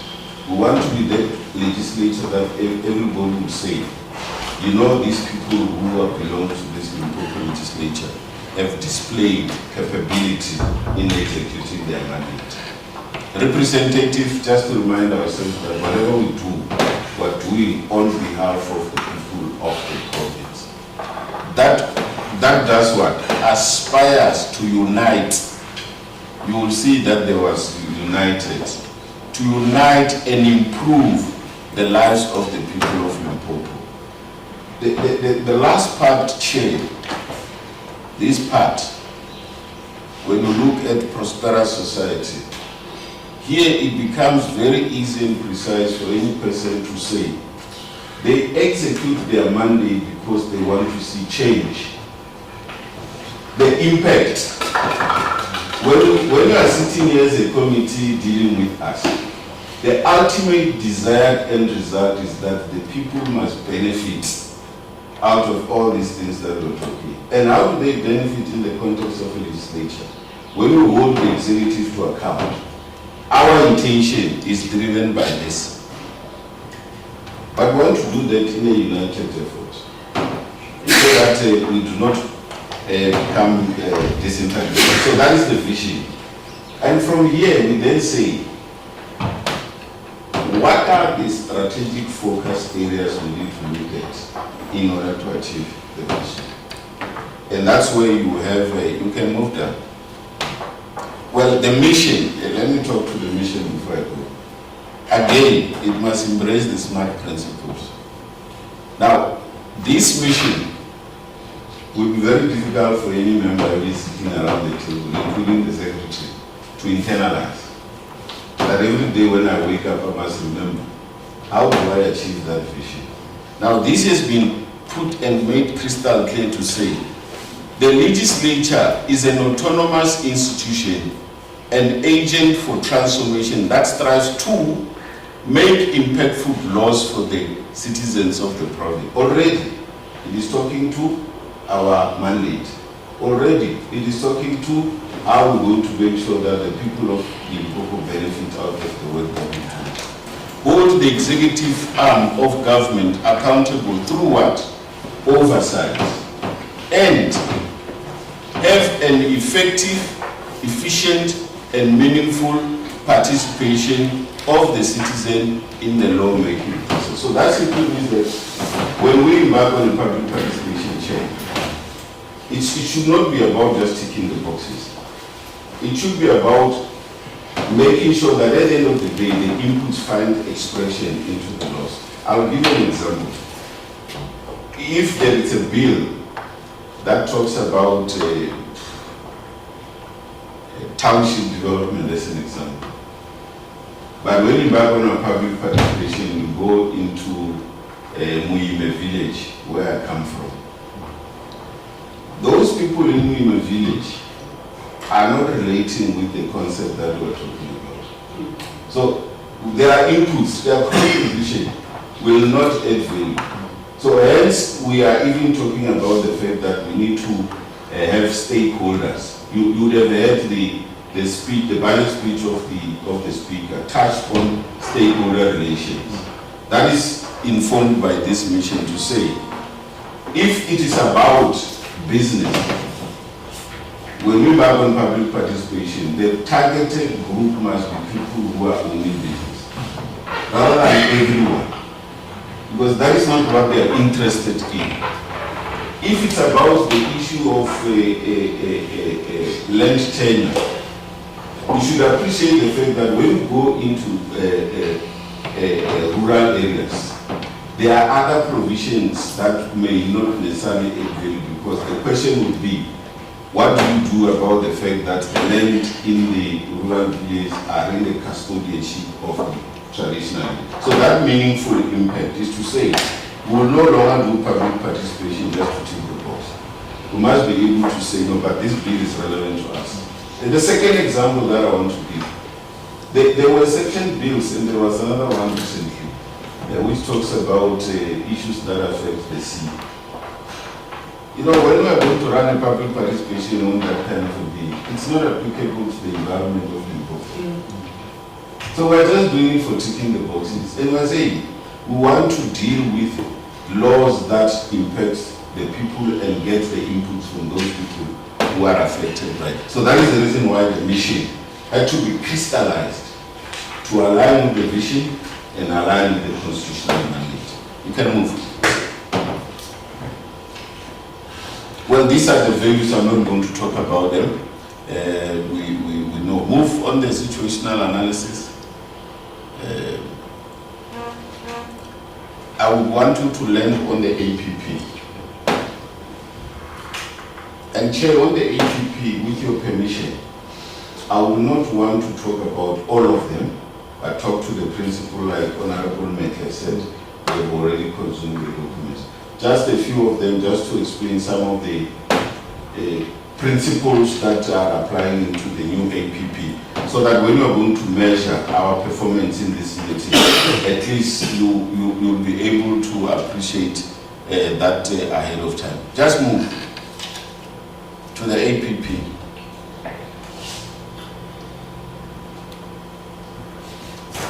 Yeah, move. Just move. Move. Let's stay here. I want to make use of an example of the annual performance plan of the office of my boss, because it's the easiest to illustrate some of the things that we do. First, as a new point of departure, we are saying not all performance indicators are going to be measured using the quantitative approach.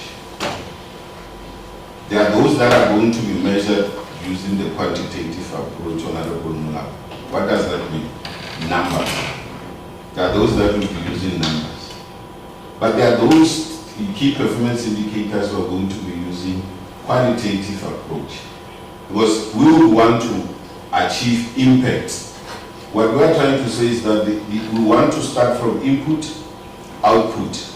We don't want to end at output. We want to measure at impact, which is outcome. That is the reason why we have this new departure.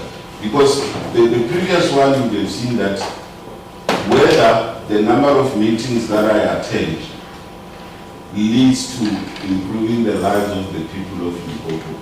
It was not a matter of concern.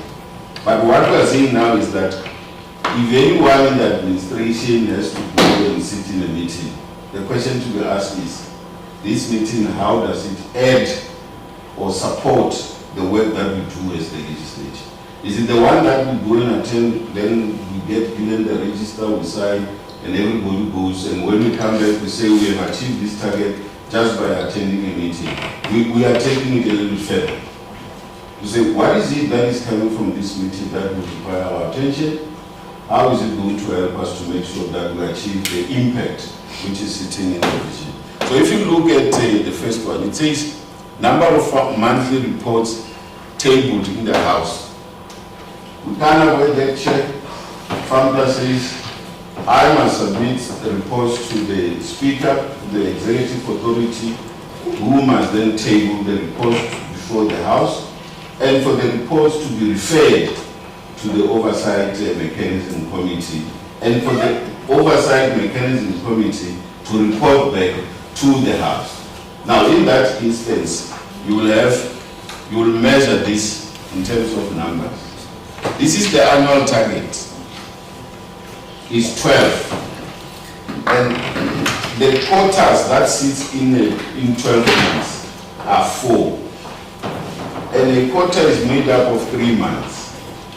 So when we are going to measure, we will measure ourselves in terms of the quota. So we are saying in the first quarter there should have been 3 reports. And in the context of this situation now, it means that it's the April, it's the May and June reports. When we close the June month, we close the quarter. So which simply means that by the 15th of July, in terms of farm plan, the Speaker should have received the reports, and the Speaker would have referred the reports to the House. Now, in the second quarter, we are not targeting the 3. We are saying, but in the second quarter, there should be the 3 coming from the first quarter, plus the 3 of the second quarter, they must make 6. So which simply means that we appreciate the fact that in the first quarter it's 3. But we anticipate that we shall achieve these 3. In the second quarter, it should be at 6. So it's 3 plus the 3, that makes you the 6. In the third quarter, it's the same. It's the 3 plus the 6, which gives you the 9. In the last quarter, is the 12, which is the 3, the 6, the 9, and that 3 to make the 12. So this is what we call cumulative measurements of performance. That's cumulative. So which means it is increasing. Now we have this second one, which I want to talk to. This one, percentage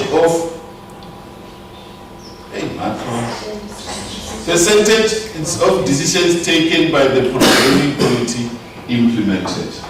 You can't measure this in cumulative, because you can't be saying, I will choose not to implement all of them. Why? Because the programming committee, whenever it sits, it takes decisions. The expectation is that all those decisions taken must be implemented.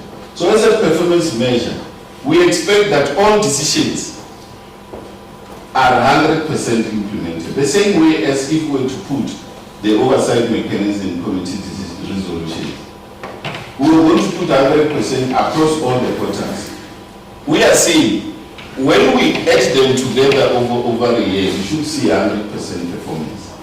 But that 100% performance is expected in each and every quarter. So we can't say 25% of the programming decisions taken, because the expectation is that all decisions are meant to be implemented. You don't implement them in a phased-in approach, in a cumulative way. So that's what we wanted to express. So in this regard, Chair, throughout all the APP, that is the principle that has been applied. Where it's cumulative, it is going to be cumulative. And where it's not cumulative, it is the expectation is that we want maximum achievement of what is required to be achieved. So if you would allow me, Chair, that would be the end on the EPP, so that I don't go through all the slides. Then I can rush to the budget.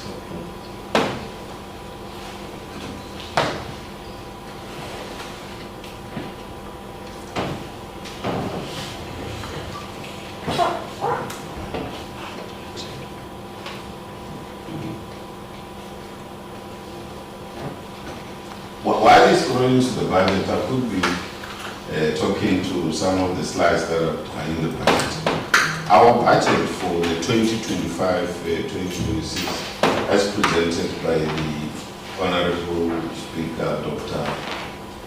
Makurupeti, we have a budget of 600 million. So which simply means that that is the budget that is going to implement the APP.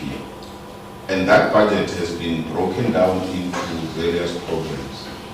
We have 4 programs. We have resolved to separate the governance and leadership from the administration, precisely because the Office of the Speaker deals with governance and leadership issues. Now, the issues of administration are matters that are in the Office of the Secretary. So we preferred that we shouldn't cause confusion in terms of the ownership, insofar as those performance targets are concerned. Yes. Just move.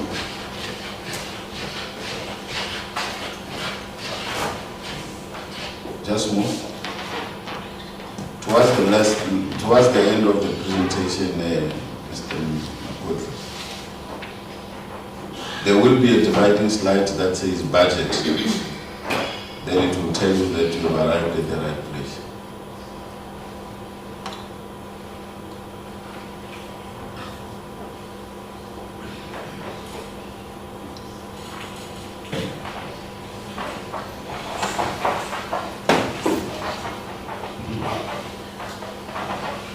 Yes, after this slide.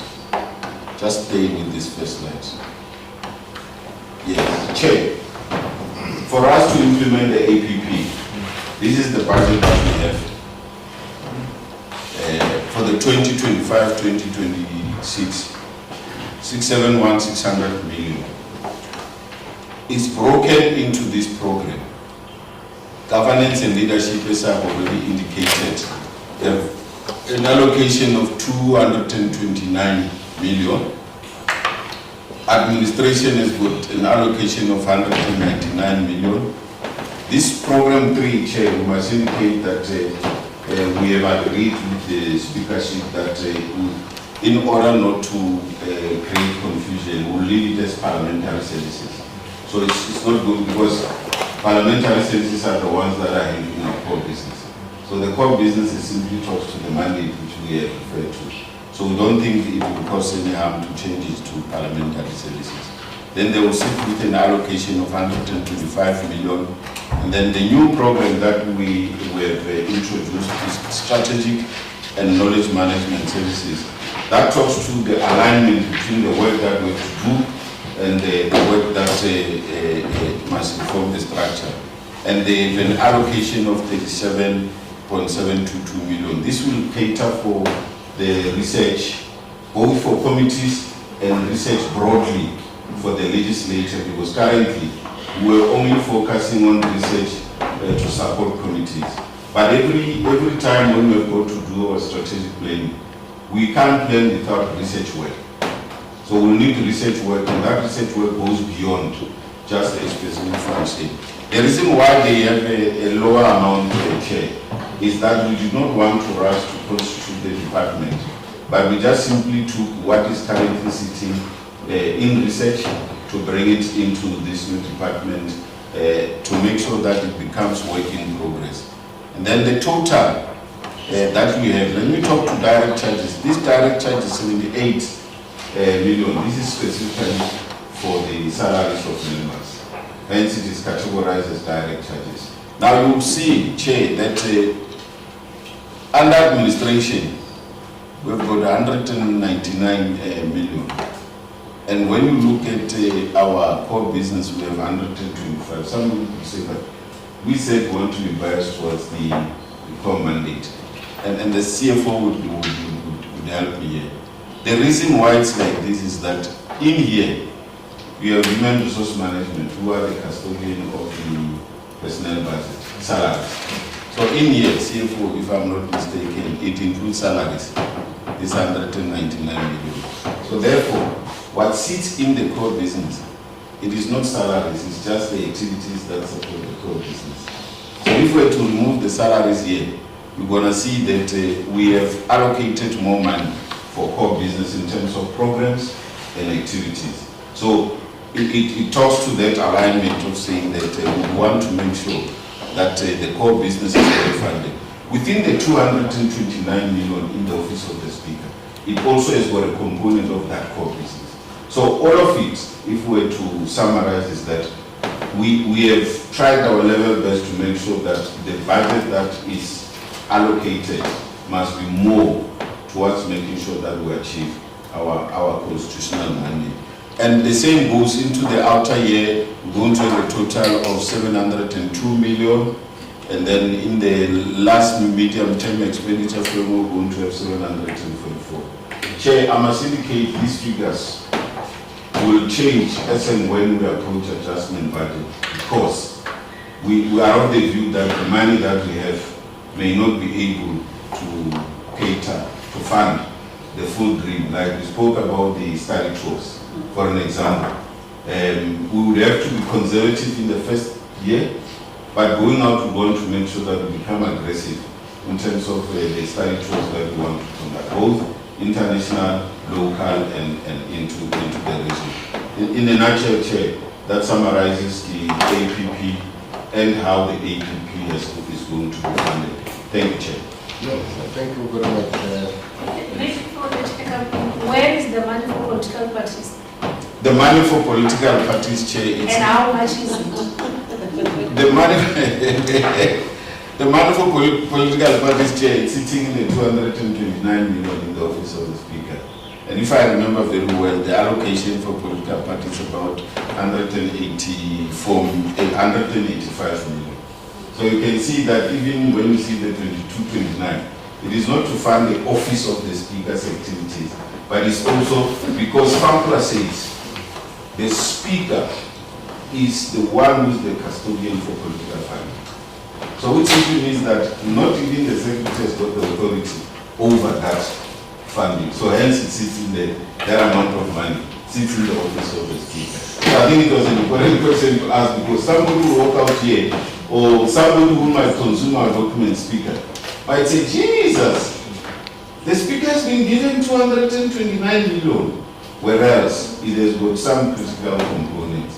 Hence I try to break down even what sits in administration to say it includes the salaries of staff. Hence, so it's 125. No, I just wanted to say 182.29 minus 185 million. Yes. The remaining, it's less than 30 million that remains in as the budget of the office of the Speaker. That's the core message I wanted to communicate. To say 105 goes direct to political parties. Once you transfer, that money is gone. No, thank you very much, Honourable Speaker. And I think that the third party will understand what you're trying to do. Any questions from the budget and the APP? Honourable Mark? You follow? Thank you, Chairperson. Just check my notes here. Chair, through you to the Speaker. Turn to page 42 of your APP.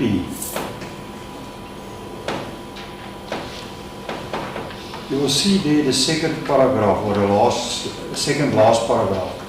It says that in terms of this figure above, the African National Congress has been doing well by winning more seats. The question I want to ask, is it correct for this report to make a reference like that, where it's actually supposed to be this report at least apolitical, in my opinion. Secondly, the factual information is also not there.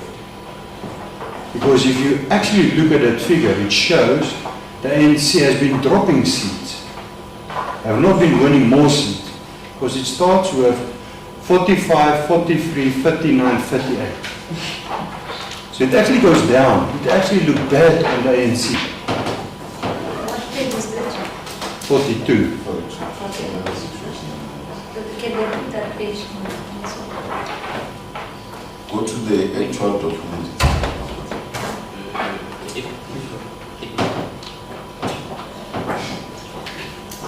Please understand, Chair, to the Speaker, I'm not trying to badmouth the ANC as not today's job. I'm just trying to say it should not be in this report. And actually, it's a good example to show because it's actually now prejudicing the ANC in this specific instance. So, and then if you actually look at the DA and the EFF, those numbers has been increasing. But what raises questions is, why did someone, whoever drafted this report, deem it fit to include such a reference here? Who are they trying to impress? By putting in something to say, hey, the ANC is doing very, very good. Whereas it's actually factually wrong. But okay, let's move on to some other issues, Chair. Chair, this one I probably do not understand correctly, and there's probably an explanation for this one. If you turn to the full budget, and I accept you don't have it here, the budget refers that we got 671 million rand, and then for this department. And I just want to go to the budget speech. Your budget speech also referred to 671 million rand. But what is a bit strange for me, and as I said, maybe I'm misunderstanding something, on page 99 of the APP, it shows that the budget is 541 million. So it adds all the sub-programs and it adds 541 million. So somewhere there's 150 million missing, but probably there's a good explanation for that.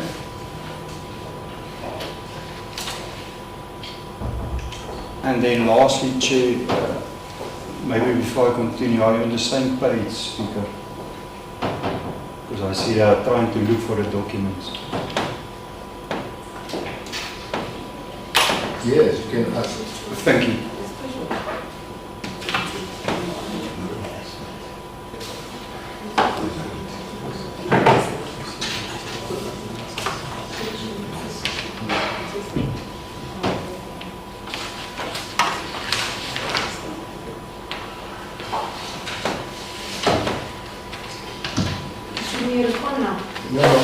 Thank you. Last question, Chair. So, Chair, the last one is contained on page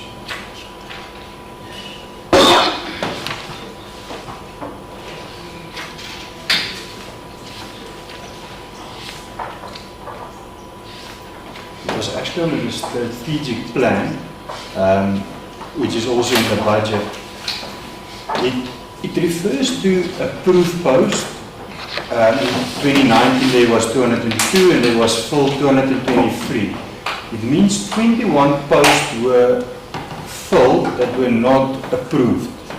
So in my understanding, that should be a regular expenditure or something.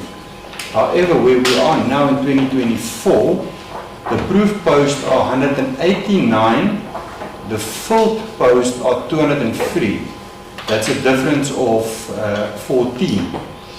But your stats shows 54. But the same principle applies. It seems that we got 14 posts that has been filled, which has actually not been approved. So what is the impact? And if that is the case, shouldn't we have budgeted for more approved posts so that we can fill? Because we already know those posts is in need probably, because why would we have people there? Again, if I misunderstand, please correct me. Thank you, Chair. Honorable Maker.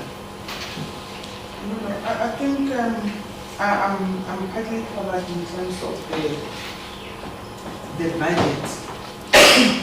What he was presenting, even though initially when I raised my hand, I realized that I was too forward, but the doctor clarified me in terms of the mission.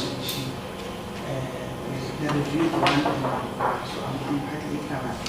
So the budget that was presented by the speaker, indeed, it was is it 671 million, but the previous budget that we also received in terms of the report.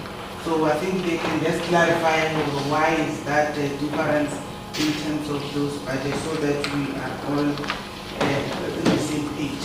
Thank you. Yeah, Honorable Mulapo. Yeah, thank you very much.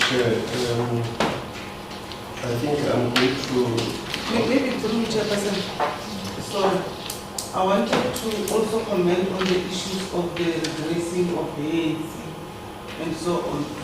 I don't think we need to be apologetic. If there is a redressing in terms of the ANC at the national level, we're really finding it in terms of what one of them was saying.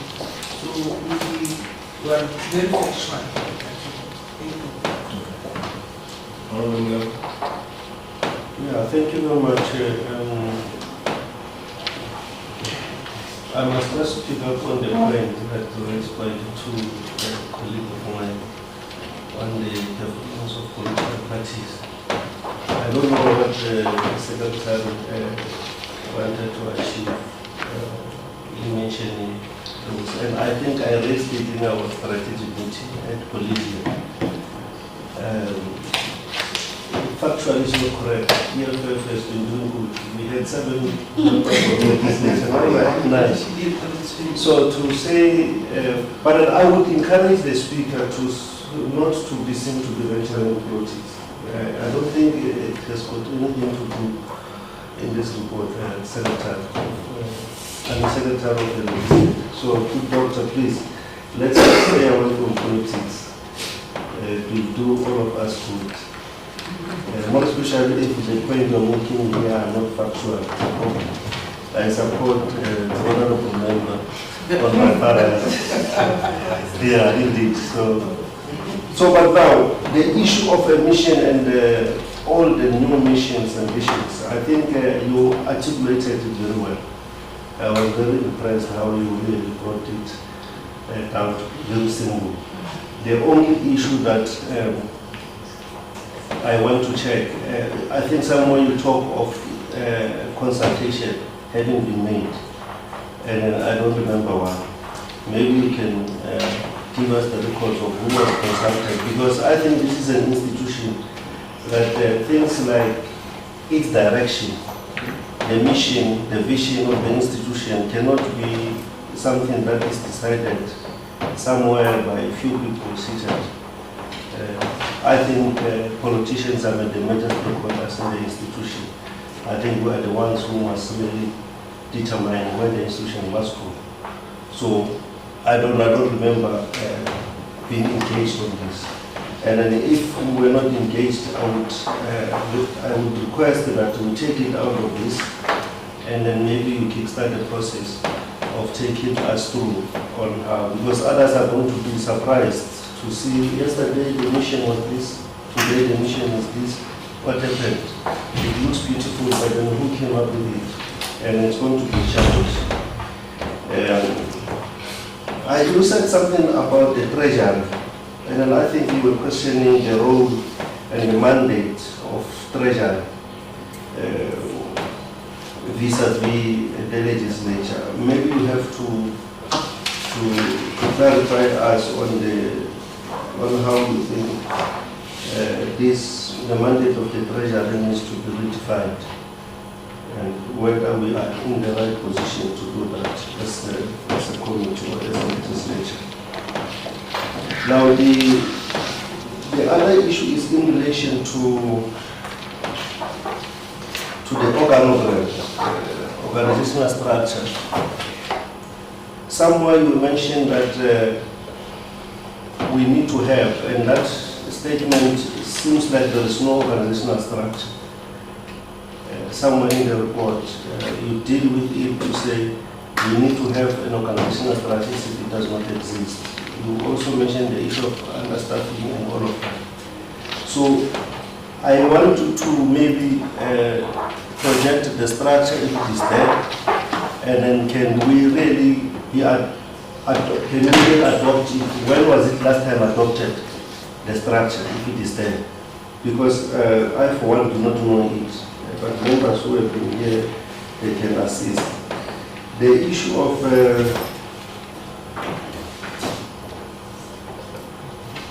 it looks like the indicators are now many, and I would be interested in knowing why we have got so many indicators now as opposed to before. The issue around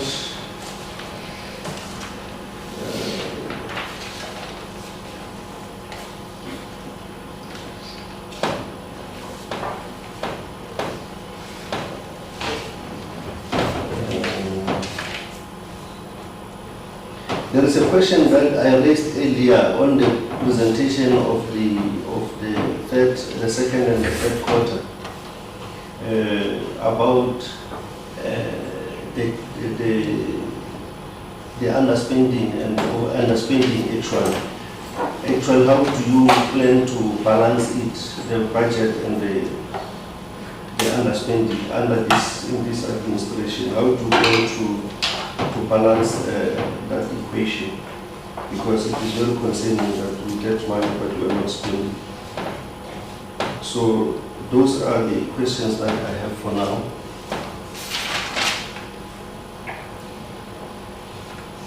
And I'm happy that you clarified the issue of why the core business is not budgeted or is budgeted less than the administration. The issue of salaries, I was confused and I appreciate that. Yes, thank you very much. Thank you very much, Chair, and welcome the presentation. On the vision, I think I'm partly covered in terms that indeed it has been simplified. It's very easy to understand where we want to go as Limpopo.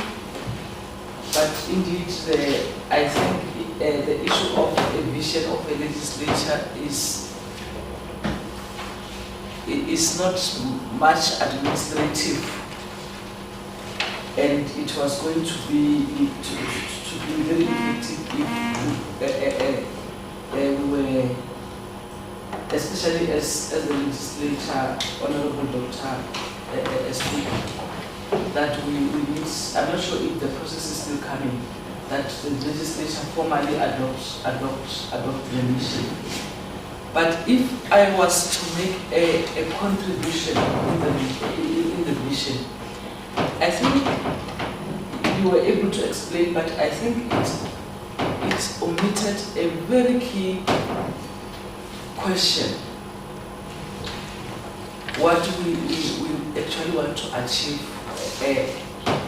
as a country, because the vision must not be far away from what we want to see as a country, that we want to see a democratic, non-racial, non-sexist, which are the issues that we are grappling with now as the country. Remember, after 1994, we wanted to unite everybody, and then so that we no longer talk about race, we no longer talk about all these issues. I'm not sure if maybe, like I said, which stage of the implementation is the vision. But if you can, in one way, the way you have summarized, just infuse this issue of democratic, non-racial, non-sexist, prosperous South Africa, I would be very happy, and it will be talking to what we want to achieve. But the other issue is, what are the financial implications? We have a budget to ensure that we we do that without any challenges. And on the issue of the analysis of the political parties, I also agree with Honorable Mel that as much as we are saying, honorable members who said no, it must not be there. Remember, we had a program on political parties and international relations, which will obviously speak to the proportion of parties. There's no way we can say they must not say EFF has 9 members and then this Freedom Flags 1. There's no way, because even the Honorable Dr. Speaker, when he was presenting the budget a day before, she spoke about that we're no longer having 4 political parties, but we're having 6. That question is unavoidable. It has to be mentioned that we have. And as for who has increased, I think it's neither here nor there.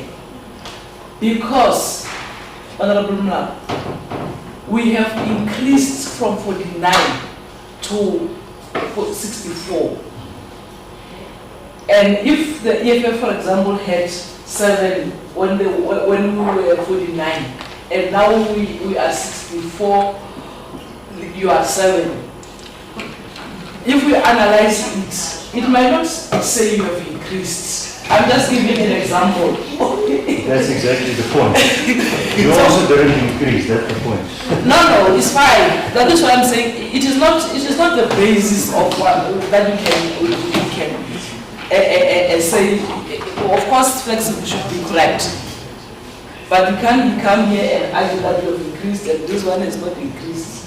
So this is just mathematics and we have just. But the question that I want to emphasize, or the issue that I want to emphasize, it is relevant what it is, because the legislature have to have these numbers so that they are going to support the political parties, and when they budget, they must take that into consideration, that now we have got so much from this party and that.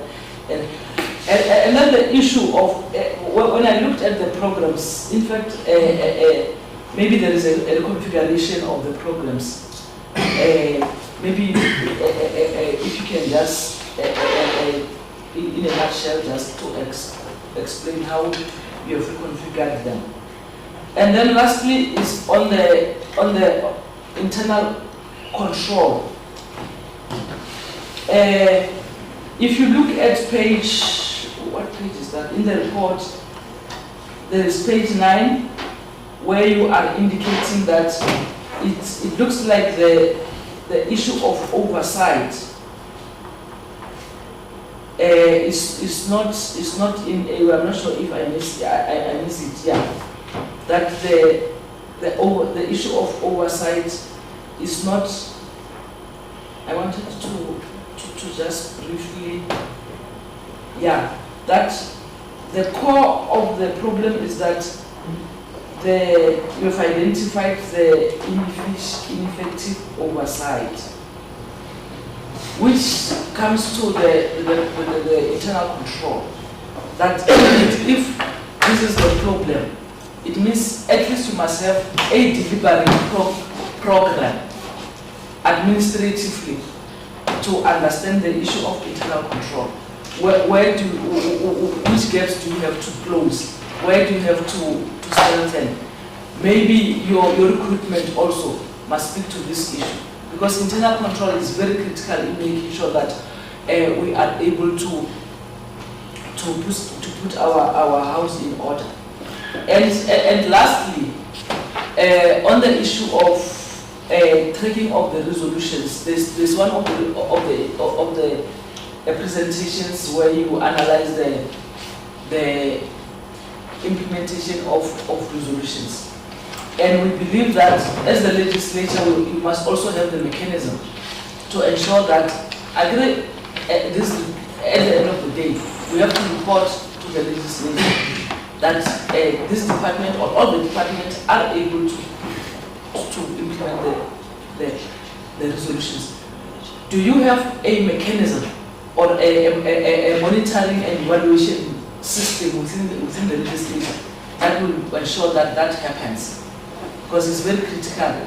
If we have to meet or to ensure that all the resolutions that were raised or that were adopted in the House are implemented, the legislature itself must have a mechanism where it will able to see that progress. And you have indicated in that as the legislature, you are prepared to ensure that you put mechanisms in place to ensure that we don't have that backlog of a lot of resolutions that are not implemented.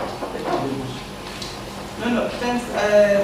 I'm the temporary chairperson, even though I wanted also to raise a question, but I'll just raise then and hand over to the administration to take over. There's this acknowledgement that the legislature had its past years underspent its allocated budget. For example, 2020-2021. Then in 2019-2020, we were underspent by 4%, and in 2021-2022, it was 10%, 2022-2023 was 7%, and 2023-2024, it was underspent by 9%. So how does the legislature plan to have an equilibrium in terms of its budget and expenditure so that we avoid this kind of spending according to what you are doing? Chairperson, over to you. Sure.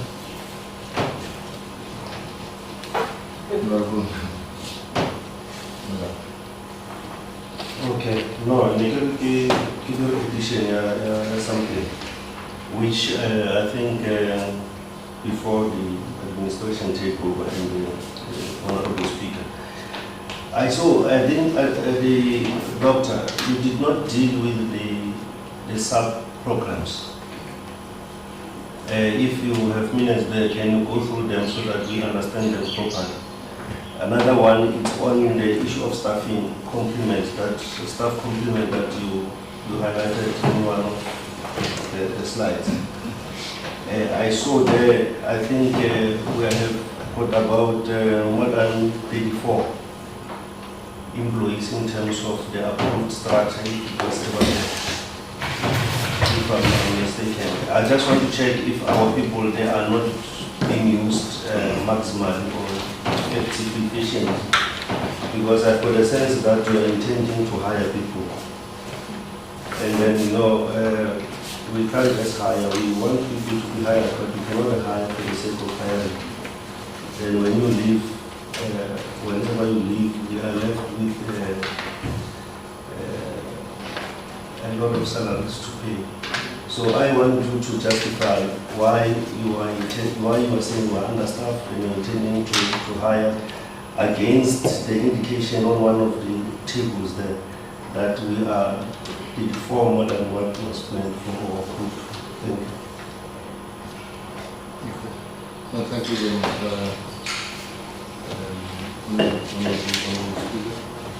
Thanks very much. I will start by acknowledging that Secretary, I think members are correct, page 42. We must do proper analysis. The first statement we raised is the one that is being challenged. When you say in terms of the figure above, the African National Congress has been doing well by winning more seats. That's the statement that is being challenged. So I think the members are saying if you want to analyze per party, especially parties that have been in the legislature for the previous 2 terms, let's analyze all of them. We don't analyze one. So I accept the comment that we have to redo and relook that statement. I think that is the statement that is preached. Honorable Marks, I'm accepting the statement you and Honorable Mark, that the statement on page 52 that you are challenging, that we must not analyze only the ANC, we must analyze all other parties, especially that were there in the previous 2 terms, or previously, and they still exist even now, which I accept the comment. We'll have to remove that statement. May I just maybe emphasize my comment that I wanted to make? The stat is proper, but to say someone is doing good and someone is doing bad, that is what I wanted to say, not analyze all of them. The only statement that is wrong is the first sentence. Correct. If that first sentence was not there, No nobody has a problem. Thank you, Chair. Yeah, so that's what I'm saying, I'm accepting the statement. Makes But I'm you saying, Sorry. Yeah, now I can go for a whiskey. so I accept and I take the challenge. The issue of the organizational structure. We found when we come that there was an organizational structure that has been challenged by union, by everyone. In terms of that organizational structure, the procedure was, there is an organizational structure, there are vacant positions, but the way of doing things could, even when they are vacant, you can't advertise, you must get approval from treasury, even when you have got money. I think that's where the provincial treasury came in. To say, we, the officials of the legislature, have got a vacant positions. We are supposed to inform treasury. And at the end of the day, because somehow we're not telling treasury to give us approval, at the end of the day, we were underspending. When we can't fill positions, the positions are vacant, we have money, but because we have not informed treasury, we can't advertise. That has been the issue that we find that was on the table. What do we do now? There's a completely new organizational structure that has been developed now, that is awaiting approval. Which members are now saying, executive authority, because according to Farm Plan, you are the executive authority. Before you approve, share it with us, which I accept. That we must create a platform to share it with you before we sign it off. But there's a new organizational structure that must talk to the four programs as outlined in line with the budget. And you see in the budget, there's governance, there is administration in line with them. Because you had a situation in the organizational structure that we found that they created the position of a COO. But the CFO is still earning higher salary than the COO, which the COO is supposed to be a deputy secretary. So there's been some kind of anomaly where the CFO must be the same position as if you give them positions of general managers. CFO must like be a general manager, corporate service general manager. You must have that kind of level where they are all at the same level. But there's been a lot of anomaly. There's been a lot of, even under that, only section manager. I don't understand it. I don't even understand it. Only section manager, only unit manager, it's stories. So we're now even changing the names in terms of the levels in line with the public service. In public service, you know it's clear. You've got an HOD, you've got a DDG, you've got a chief director, you've got a director, you have got deputy director, you have assistant director. It's clear. The levels are not confusing. That was even a bigger problem even on salaries. They'll tell you somebody who see one. And in government, when a position of a director is advertised, by position your director, it's about 400,000. If it can 499. So it means you can't start appointing a person for 499. Appointed basic, through the process. Can bonus perform. Here, we are in a situation where advertise a person.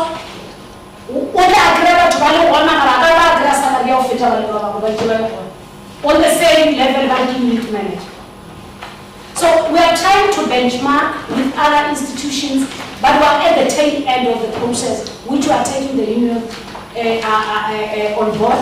But on the other hand, another challenge, while we are still working on the structure, Treasury has given us money.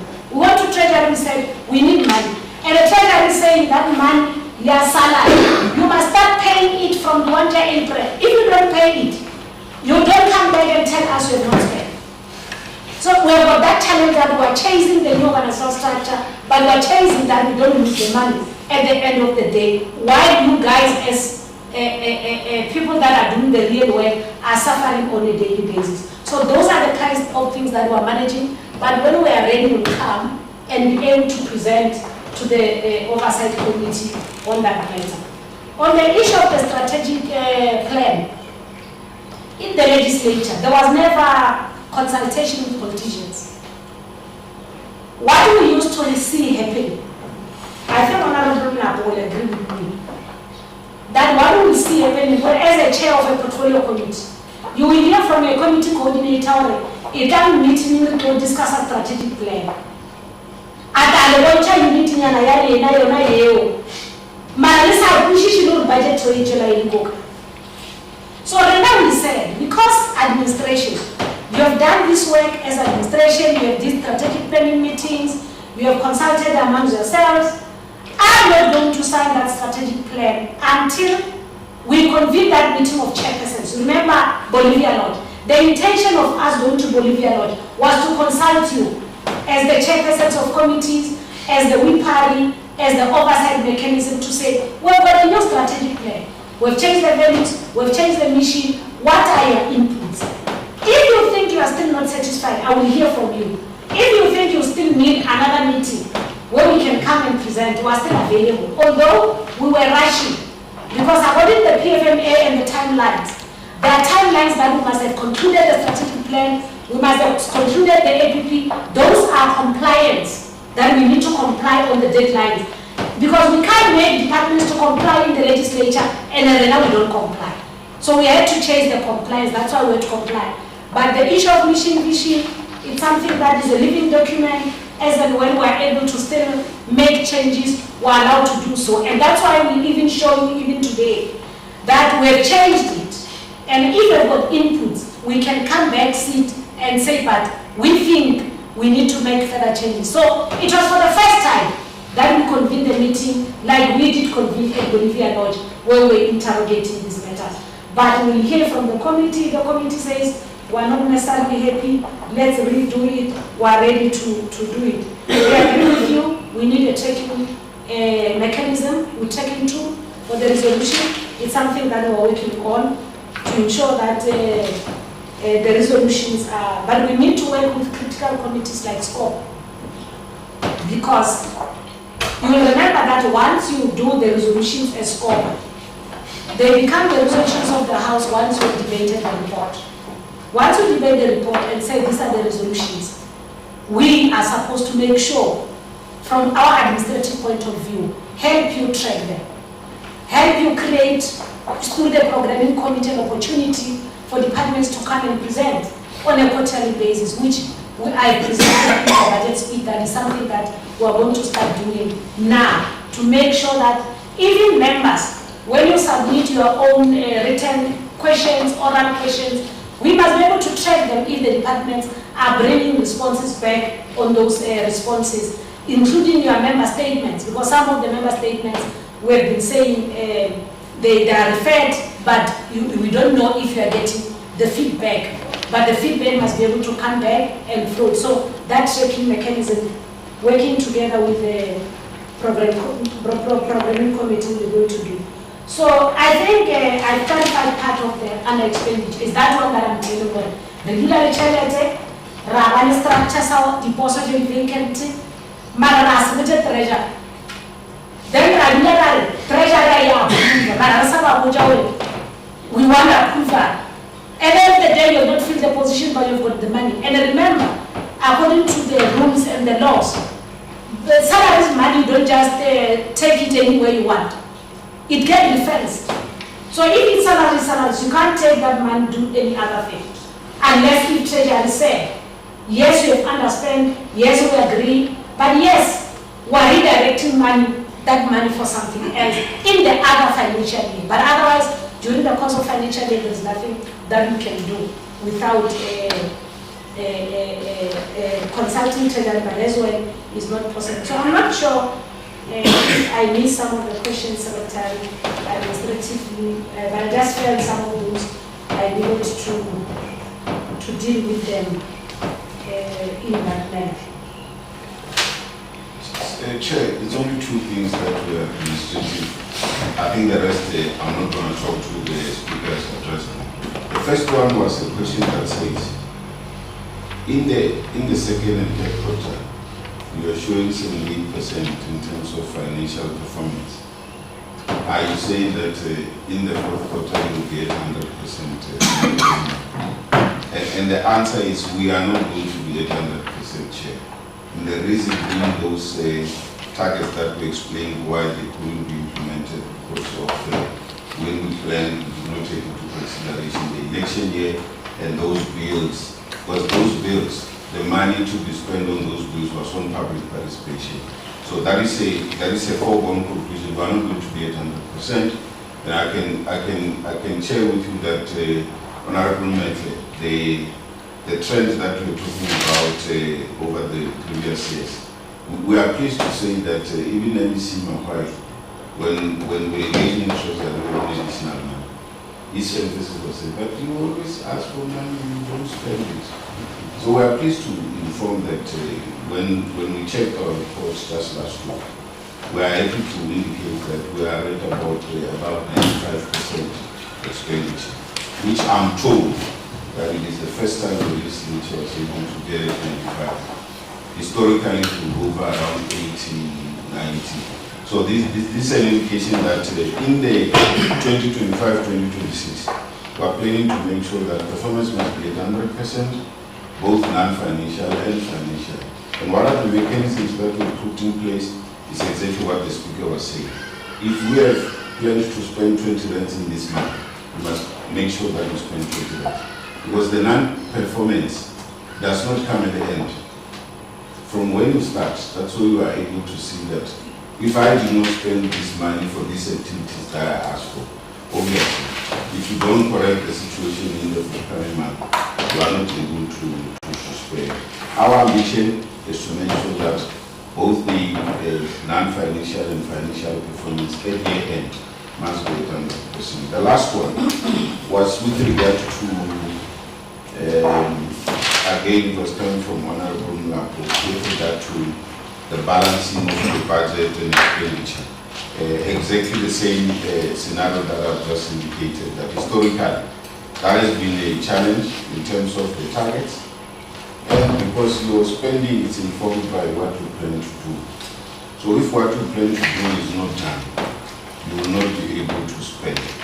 But what was good for the legislature was that immediately after the activities resumed, that's why you see from the third and up to this quarter, there has been such an improvement, but there are other aspects that we couldn't correct to make sure that the budget and the expenditure are brought up. I think, Chair, those were I think my boss has dealt with the majority of all those things that were asked. No, I'm not your boss. The executive authority. Sorry, Chair, the executive authority. No, thank you very much. Honourable members, there is another meeting at 2. There was two questions that I've asked that I haven't heard the answer. Maybe I've missed it. Can I maybe just repeat them? Okay, repeat it. Yeah. It's very quickly. So, in the annual performance plan, the budget was 541 million. And the words is reconciling performance with the budget. However, the budget itself is 671 million. Just want to know what is the reason for that, please. And then this other question that I didn't get the answer was on the approved post and the full. What is the financial effect of that? And shouldn't we have budgeted for that? Maybe I've missed that one as well. Thank you, Chair. Yeah, thank you, Chair. Just for a matter of emphasis on the issue of understanding. You know, sometimes we, Honourable Deputy Speaker, become so comfortable if we underspend and there was a carryover of that amount to the next year or for another purpose. But the actual issue is that if we have underspent, it means for that financial year, there was a service that was supposed to be rendered and it was not rendered. And it means if the AG was here, they will say there was harm, even though the harm might not be physical, but it means a person was supposed to get a service and it was not rendered that service, even if he can get next year, but for the whole year, then it means there was a gap. I just wanted to emphasize it, that we must not be comfortable to say we've got approval that because we have underspent, we may do it may carry over, we may not return it to treasury, but it can carry over.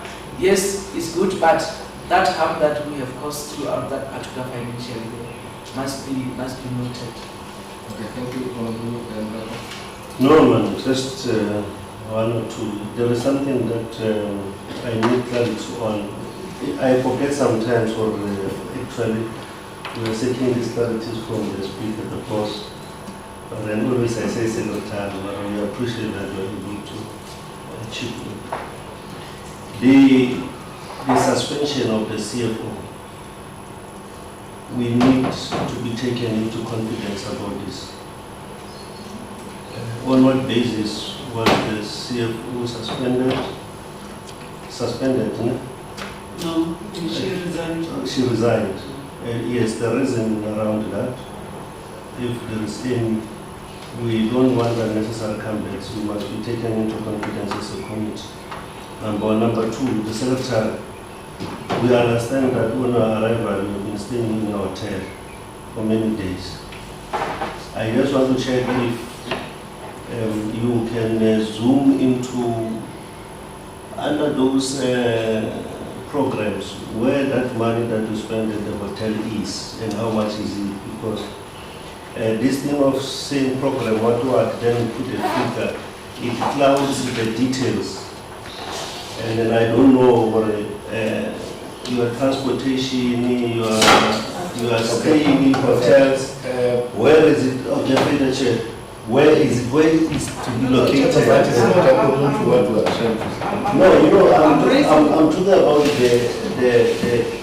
second and the third quarter. If you know it is spent, where can we locate it there? This is for the purpose of me being clarified. If it was spent in the third quarter, which I believe, can it be indicated to me where in that report can we locate it and how much was it? It's just that we are in a meeting and I think we respect each other. I don't know who called to order and all those things.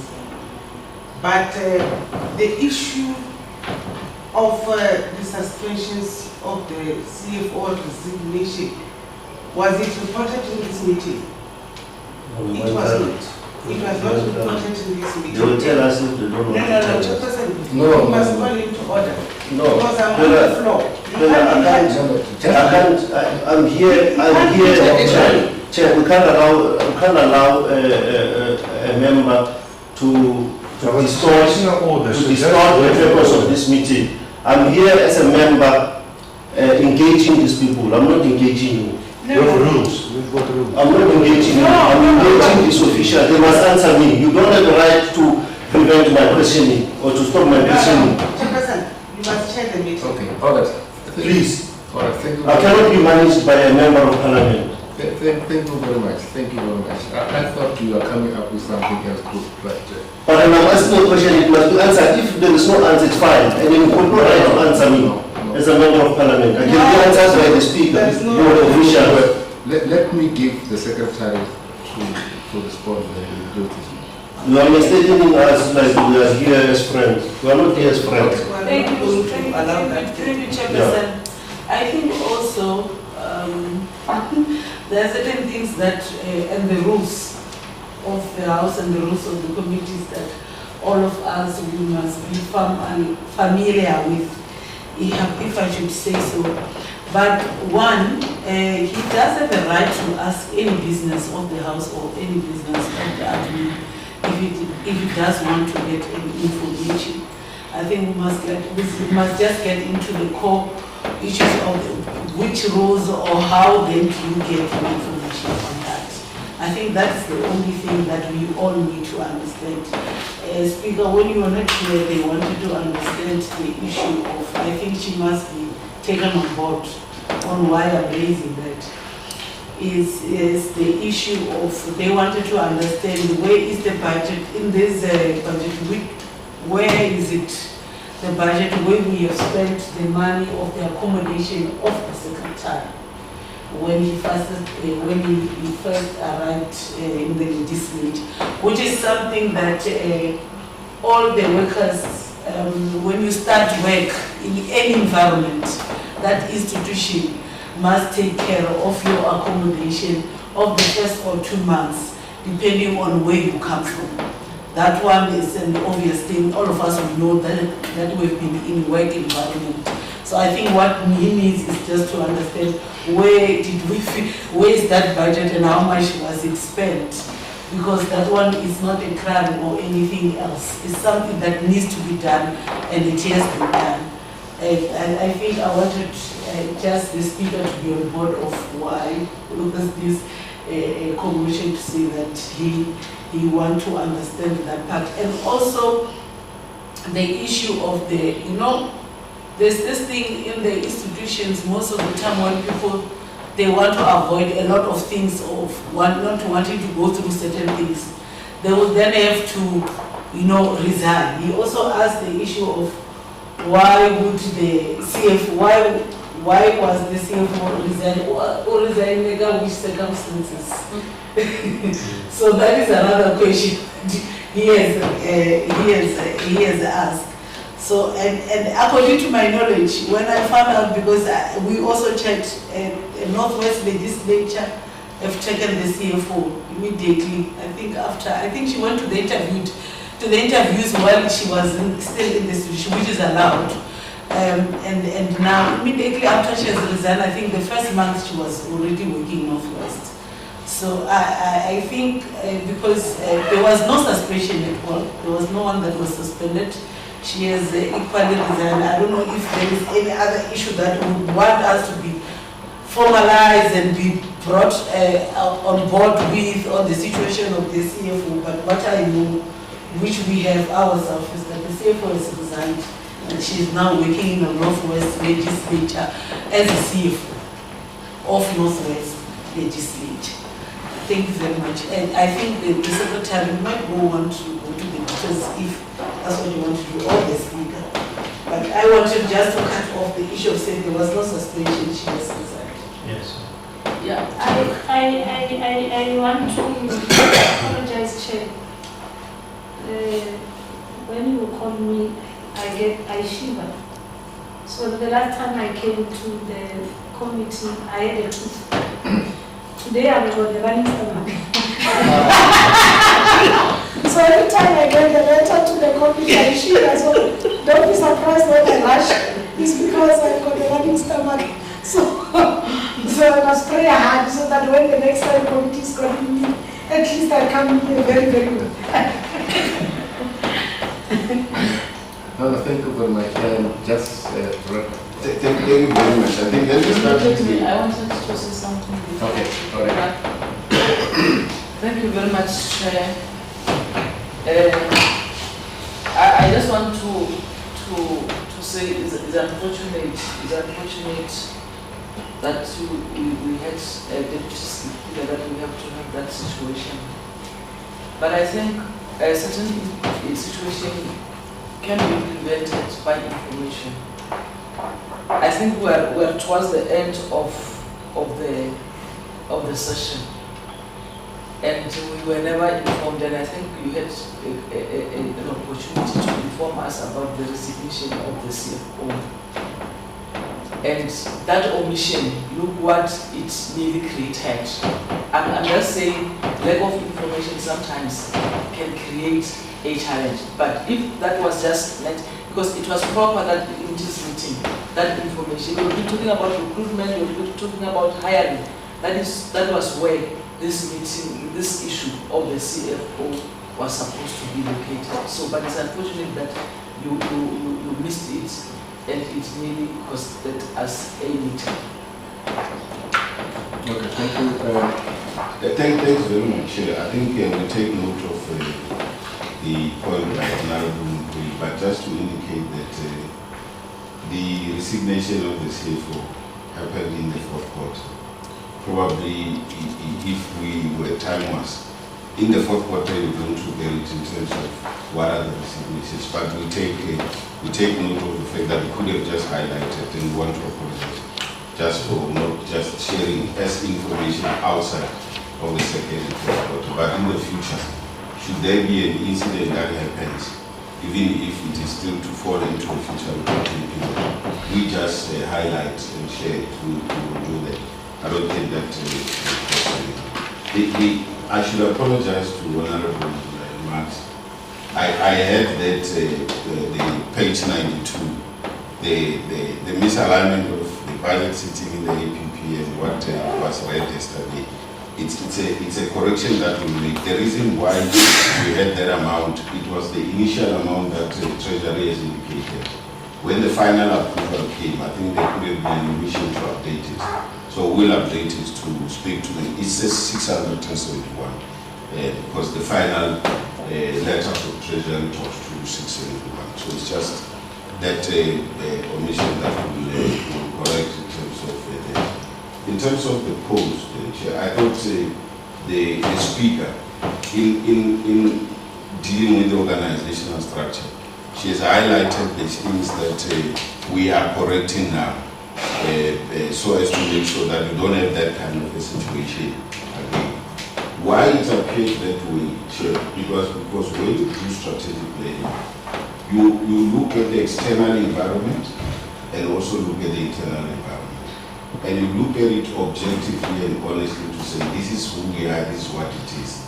Because you need that honest information to plan going forward. And that's why the speaker spoke about we are trying to improve on those. Because we have to be honest, to say this is what has been happening, but going forward, and we need to move in this venture. By implication, there is no what we call unauthorized expenditure on personnel as a result of that minus. It is just the anomalies that we've got to work with and try and improve based on what we know. So that's what I will indicate, Chair. The issue of the sub-programs, it is just that I may have not gone in the APP sub-program by sub-program. The office of the speaker becomes that sub-program. You have the office of the secretary, you have finance, you have HR, and so on. So that's how the sub-programs have been categorized, because they align with the programs. What does that mean? It will tell you in program one. One of the sub-programs that we have in the office of the speaker. In the office of in administration, you will have multiple sub-programs, because you have the office of the secretary, you have internal audit, you have legal, you have all those components that support the work of the secretary. In program 3, you then have the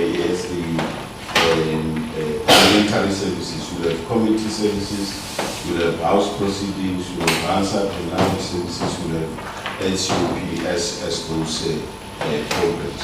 It's just that I didn't go deeper into each of those slides, but that is how the sub-programs have been handled. Chair, thank you. I think I've covered most of those. In terms of the other information, we would provide to the office of the speaker, and the office of the speaker will then share with the members, because currently CTV may not have some of the information shared. No, thank you. Honorable Speaker. If there is a... Before she comes in, so that's it. No, what the secretary said, that he does not have information. Is it related to your spending in the hotel or what? Because I specifically asked that I want to know where is it located in the third quarter, so that we just see because I don't details are not given, as I said. But if it is in the fourth quarter and you don't have that information, it's okay. And we'll get it in the future. But the line needs to be clarified. That is what he said. It's in the fourth quarter. Yeah, it's what he said. Okay, no, I if that is in the fourth quarter and we'll see it is okay. speak. I wanted to say members are allowed through the chair that if there is anything that relates to the administration of the legislature, through the chair you say, but Chairperson, that these allegations were here. Can you find information for us? Through that process we'll be able to avail the information. I'm saying so because members will remember that even members when their houses were not ready, they were staying in hotels. Do you remember that? Eh? You remember that members when your houses were not ready, they were staying in hotels? Yes. Luckily I wasn't here. But whenever, the first month of July, the second month of August, we had to remove people from hotel in phases. Even when they didn't have houses, when they come for sitting, we had to book the accommodation for them so that they can have a place to sleep. So the same thing that the Deputy Speaker has outlined, is the same process that when you hire a new staff member coming from somewhere else, you allow that person time to look for his own or her own accommodation by providing that temporary accommodation for a month, 2 months, maximum 3 months. So on that note, we will get information. So it's not a secret we booked in accommodation like we do, even for members, when there is a challenge, because we need always to make sure that you are well taken care of, as well as the secretary was supposed to be well taken care of. So we will get the information, check, and submit that information to you. But we have to take the responsibility. So I wanted to indicate. No, thank you very much. I think that we are done. And if you have anything in Malawi, come to me.